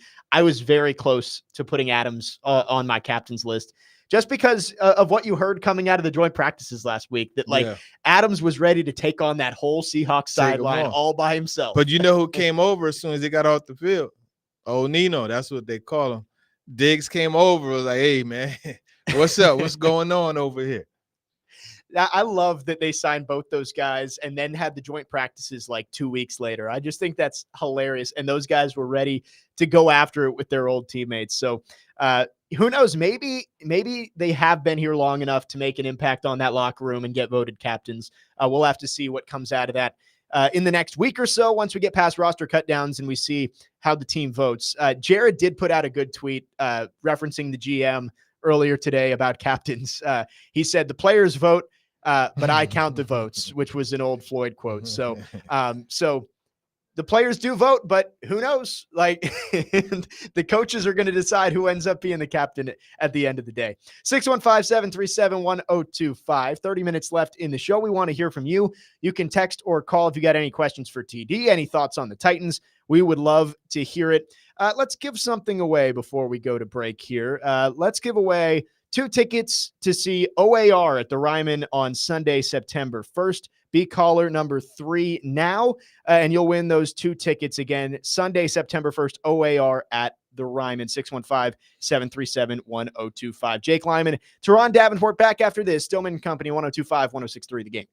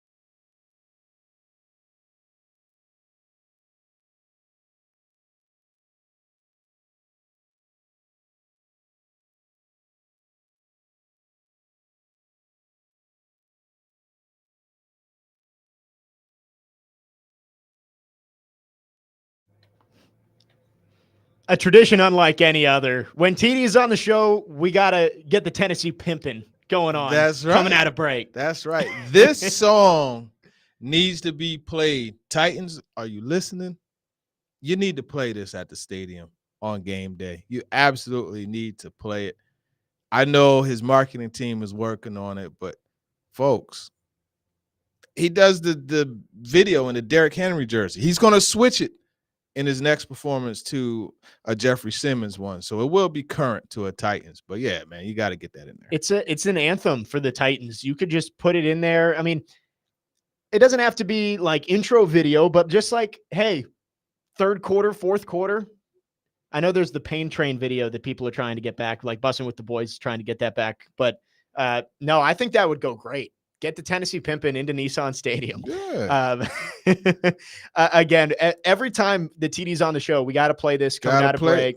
It always gets good interaction too. I always see tweets saying that, hey, they were listening to the show and they immediately went and downloaded that song. Yeah, that's the anthem, man. That's an anthem. You could check it out on Spotify, all those Apple Music, Tennessee Pimpin', MCD. We love it. Go check it out. We're talking about captains here in our final hour of the show. Jake Lyman, Teron Davenport in for Jared today. Randy on our text line wants to know about rookies. Mentioned Taylor Lewan being a captain as a rookie. I feel like it would be very tough to come in as a rookie and make that much of an impact to be a captain. But would J.C. Latham maybe be the one guy who you could possibly see stepping into that role? I gave it some thought. And you talk about he's vocal, but you talk about, you know, who's the first guy pretty much every day on the field? It's JC. Trench King. And he's always one of the last ones coming off of it. So that alone, and then how coachable he is. Yeah, I mean, I wouldn't be mad if I was on that team and he was voted captain. I wouldn't be mad at all. I think it's possible, maybe not likely, but I think it is possible that when Brian Callahan reads off the captains, that J.C. Latham's on there. I don't think there's anybody else who would be in that conversation. Like T'Vondre Sweat, we love what he's done since coming into the building, but I just don't, especially with Jeffrey Simmons already being a surefire captain. Like, I don't know if you end up making that move, but J.C. Latham, it's possible. It's possible. I did want to mention towards the end of the show here, TD, did you see the clip of the flag football U.S. quarterback today who said he's better than Patrick Mahomes? At his game. Yes, at flag football, first of all. But he said something about how his IQ of the game is better. But I love Patrick Mahomes put the 50 Cent GIF above it on Twitter. I'll see if I can find it. I didn't see that part. Patrick Mahomes, that's a dude who he's on Twitter and he'll respond when things are said about him. Yeah. But you know, it's all relative. I think in that game, like, it is a different game. It definitely is. So I'll give him that. Mahomes is all that, man. Like, I don't know, how can you not like that dude, man? You hate that how personable he is and how good he is. Tom Brady's a little bit different, but it's like Tom Brady that people only don't like him because he beats their favorite team. Yeah, like, that's and the it's only so reason good. you don't like him. Yeah, but it brings up an interesting conversation because I know Caleb Williams talked about it on Hard Knocks, that flag football is coming to the Olympics. It's in LA, and he was saying he'd love to do it. The U.S. would beat everybody 100-0, right? If you put NFL players in flag football. Probably. I get what the flag football people are saying, that, hey, they're the ones who grew the game and they've been doing this, and like, they should be rewarded for helping grow the game enough to get into the Olympics. But man, if we want to win and just wipe the floor with the rest of the world, throw Tyreek Hill and put some flags on him. And yeah, I mean, no other country has anybody who's going to match up with Tyreek Hill and AJ Brown and Derrick Henry. I know this is 4 years from now, so maybe not those guys specifically, but you throw those guys out there. I've been saying, and it'll never happen because NFL franchises are too worried about injuries, train these guys to play rugby every 4 years. Who's tackling Derrick Henry? Yeah. I tell you though, I saw Jordan Mailata's rugby tape. Let me tell you something. Woo. Google it. Jordan Mailata, like his rugby. That's what made the Eagles draft him. Yeah. You know what I mean? There's some big guys that move really, really well playing rugby, and rugby is such a violent sport, man. Oof. It'll never happen because of how violent it is. And I also am with you a little bit more on rugby, that the rules are different. And you've got all these guys who have been training for rugby their entire life. I don't know if the U.S. runs away with it in that sense, but flag football, I feel for this guy. What was his name? Something Doucette. Daryl Doucette. Yeah. Daryl Doucette, the quarterback, but he's like 5'6", 140 pounds was what they were saying. It's like, but he might be built better for that game, because at 5'6", 140, that is like, true. You're like a little jitterbug. You know what I mean? It's hard to touch that. That's true. The smaller frame, you got the quick hips. Yeah. But if you threw out, and again, it's 4 years from now, so it might be a different team, but let's say they had it this year. If you ran out a 7-on-7 team and had Mahomes, Kelsey, Henry, Hill. Put Ridley on there. Calvin Ridley. You know? I guess, route running is probably the most important thing when it comes to flag football. Yeah. I think that's going to be a big story that ends up being nothing in 2028. I think there's going to be a lot of talk about NFL players probably doing it. I don't think anybody will. I don't want any of them doing it. If I'm a team owner, I don't want my guys out there doing it. I mean, they write into these contracts like they're not allowed to play pickup basketball. You know what I mean? I don't think they're going to have them going out there and training and playing flag football. Highly unlikely. Highly.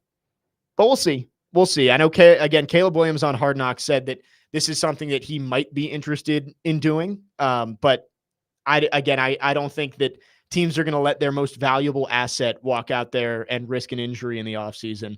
Again, we were talking about some of the captains that the Titans could have, as they said that the C will be back on jerseys this year.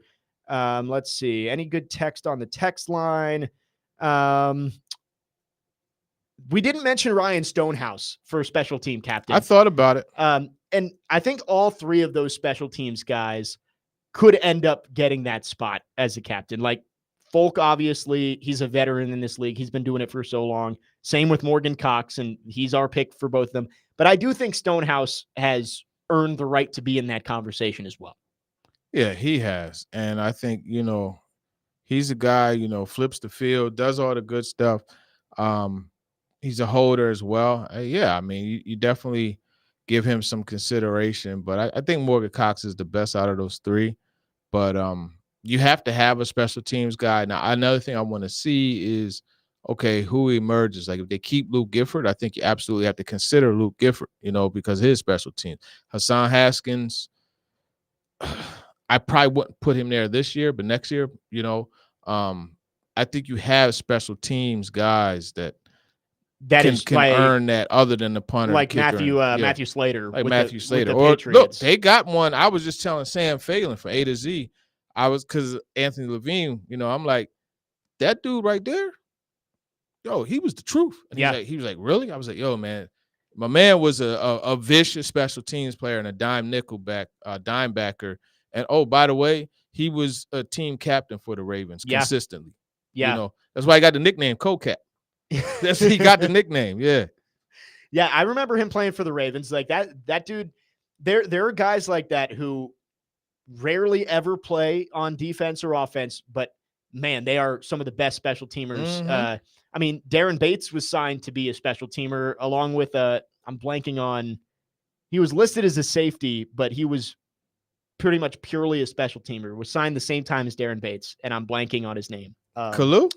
No. Kalu was a special team. Josh Kalu was pretty good. I know you're talking about Brendan Twyman. Yes. Yeah, because he came from Baltimore. Yep. Yeah. Braden Twyman. They were signed at the same time. Yep. And both were signed pretty much just to be, hey, back end of the roster, but you're going to be great on special teams. Yeah. And those are valuable players. Jason from Mount Juliet talking about the NFL It's Brendan Trawick. That's what it was. Yes. Let me look it up to make sure. But yeah, he played a few years. That sounds right. Yes, Yeah, Trawick. Yes. Yeah, Brendan Trawick. That's exactly who it is. Jason from Mount Juliet on the text line says that the NFL players should play that flag football team for the right to go to the Olympics. Do like their own Olympic trials. that could work. Let's see. Kinsey, he's not going to be on the 53, but one texter says that Mason Kinsey, he's a juice guy, as you've said. Like that's a dude who he'll be a leader on this team, but I don't think he'll be a captain coming off the practice squad. So we'll see how that works out next week. Again, cut down days, 6 days away. It's next Tuesday. Next Tuesday. So we got one more preseason game coming up on Sunday. We're going to talk about that to wrap up the show coming up next. We're going to get TD's thoughts on what he wants to see on Sunday in the preseason finale down in New Orleans. Jake Lyman, Teron Davenport in for Jared Stillman. Stillman Company, 102.5, 106.3 The Game.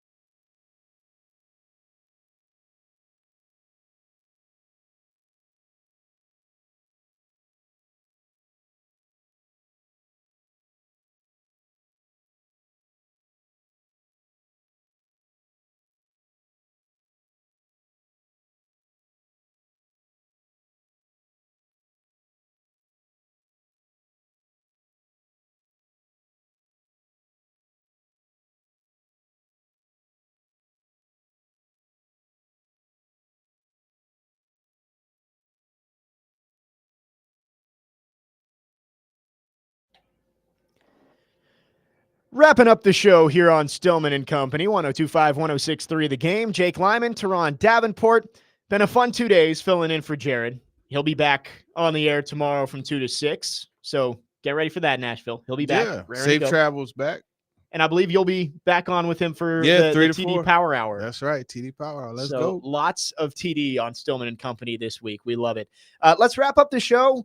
I know you'll be back on tomorrow with Jared, but just heading into this final preseason game, what are you looking for from this Titans team to make you feel good heading into the regular season? Yeah, I'm looking for the offense to have a good drive, a really good drive. And I'm just talking about just impressive where Levis is hitting his throws.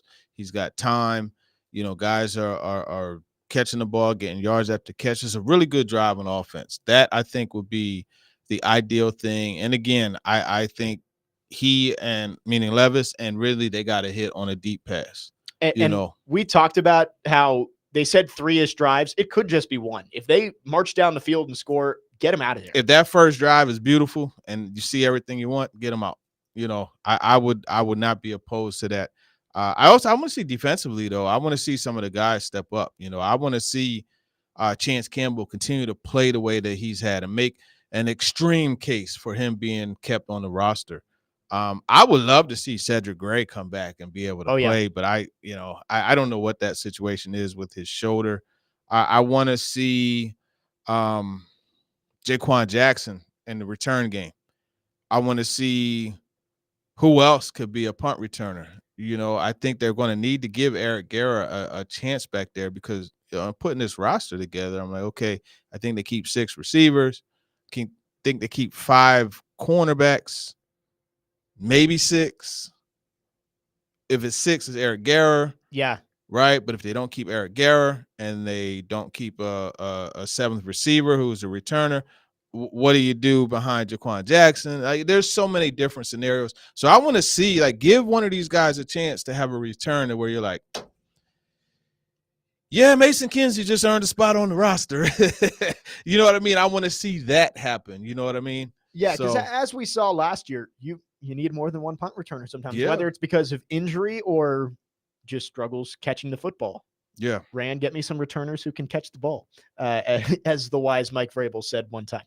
You mentioned the linebackers. I think that is the spot where everybody's eyes should be going the whole game because 2 through 5 is just not separated by that much. It's rare to see in the NFL heading into cut day that the first team linebacker is pretty close to the guy who's kind of on the roster bubble too. Mm-hmm. Yeah. I mean, you go from Jack Gibbons all the way down to Otis Reese, right? And, James Williams isn't making it just because of the potential and the draft pick side of things, even though he's a 7th round pick. Yeah. He goes on the market. He's getting like that. They're going to snap him up. So I think when you look at Reese, you look at Campbell, you look at Gibbons. I mean, these are guys that are they're right there, man. They're right there. And I will bookend the show. I know Ian's going to laugh. I want to see Caleb Farley get out there a little bit. I know that this is his last chance to kind of give himself an opportunity this year to make the team and see if he can take advantage of all the potential that he has, despite all of the adversity that he's gone through. I hope he gets a good amount of run because we haven't seen him.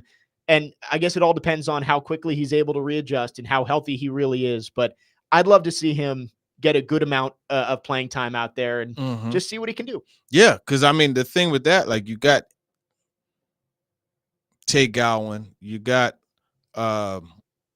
Trey Avery, you got Brownlee Jr., who I believe is a lock on the roster, but you got Gabe Judy Lally, all these guys on the outside, they're going to be in that mix. And I really think Farley had a good stretch of 3 to 4 days. So it's like, okay, can you get back out there and pick up upon that? Yeah.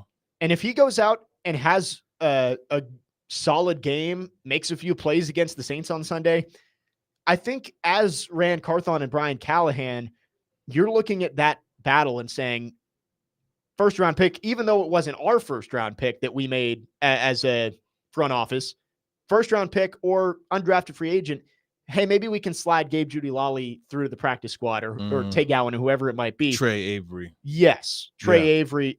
Caleb Farley, despite the lackluster results that we've seen given his draft position, this dude still has potential. He is an athletic freak at that position. I don't know if they ever had an official 40 time on him because he didn't run at the combine or do a pro day. I was actually at that pro day that he was supposed to run at. So I was on his Zoom call, but I think there was an unofficial video of him running in the 4.2s. So this dude has all the tools. He just has never had a runway to get to where he needs to be. Yeah. So that's a guy I'm looking at this week. His dad was a really outstanding track runner too, so. Yeah. So I'm glad that he's back out at practice this week because it would have been tough if he had missed the entire preseason and you didn't really get a look at him. it would have been tough to justify keeping him on the roster. Mhm. He now has a chance to go prove it before Yeah. cut down day and see what he can do. Pulling for him. Absolutely. On the offensive side, I think DMR is another guy that I'm going to have my eyes on Sunday. It feels like he's, as you said, it feels like he's on the roster.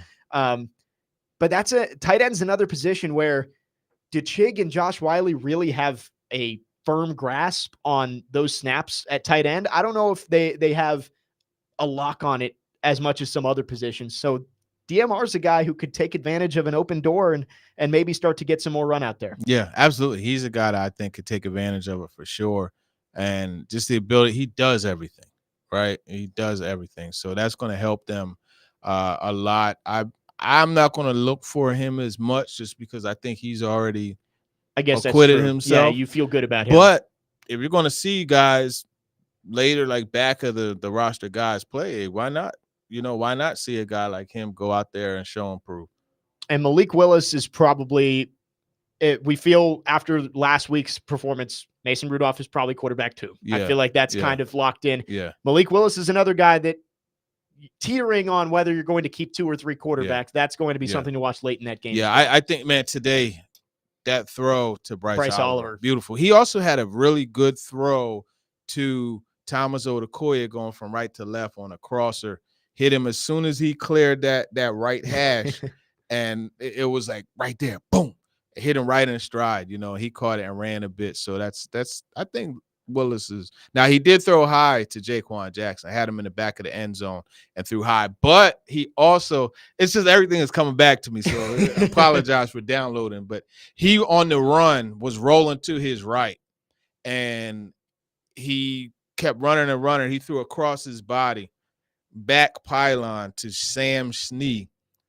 And we talking about a 5'10" guy, went up and got his feet down, and it was a touchdown. That was a really good play in low red zone too. Malik Willis has flashes of being a really good quarterback. Like even his first start against the Chiefs, that Sunday night game, he dropped one in the bucket to was it Chris Conley? Was that one of the games that he was on the team? Said Malik Willis. Oh, Malik Willis. against the Chiefs game. Was it Chris Conley? Yeah. That he dropped? Down the sideline, Oh. just dropped it right in the breadbasket. They and messed he around win dropped that it. game. They should have won that game. And Right. but the inconsistency is what's been the issue with Malik Willis, because he makes throws that a lot of people can't make. He made the throw against San Francisco 2 weeks ago where I think it got dropped too, but over top of the corner to the sideline.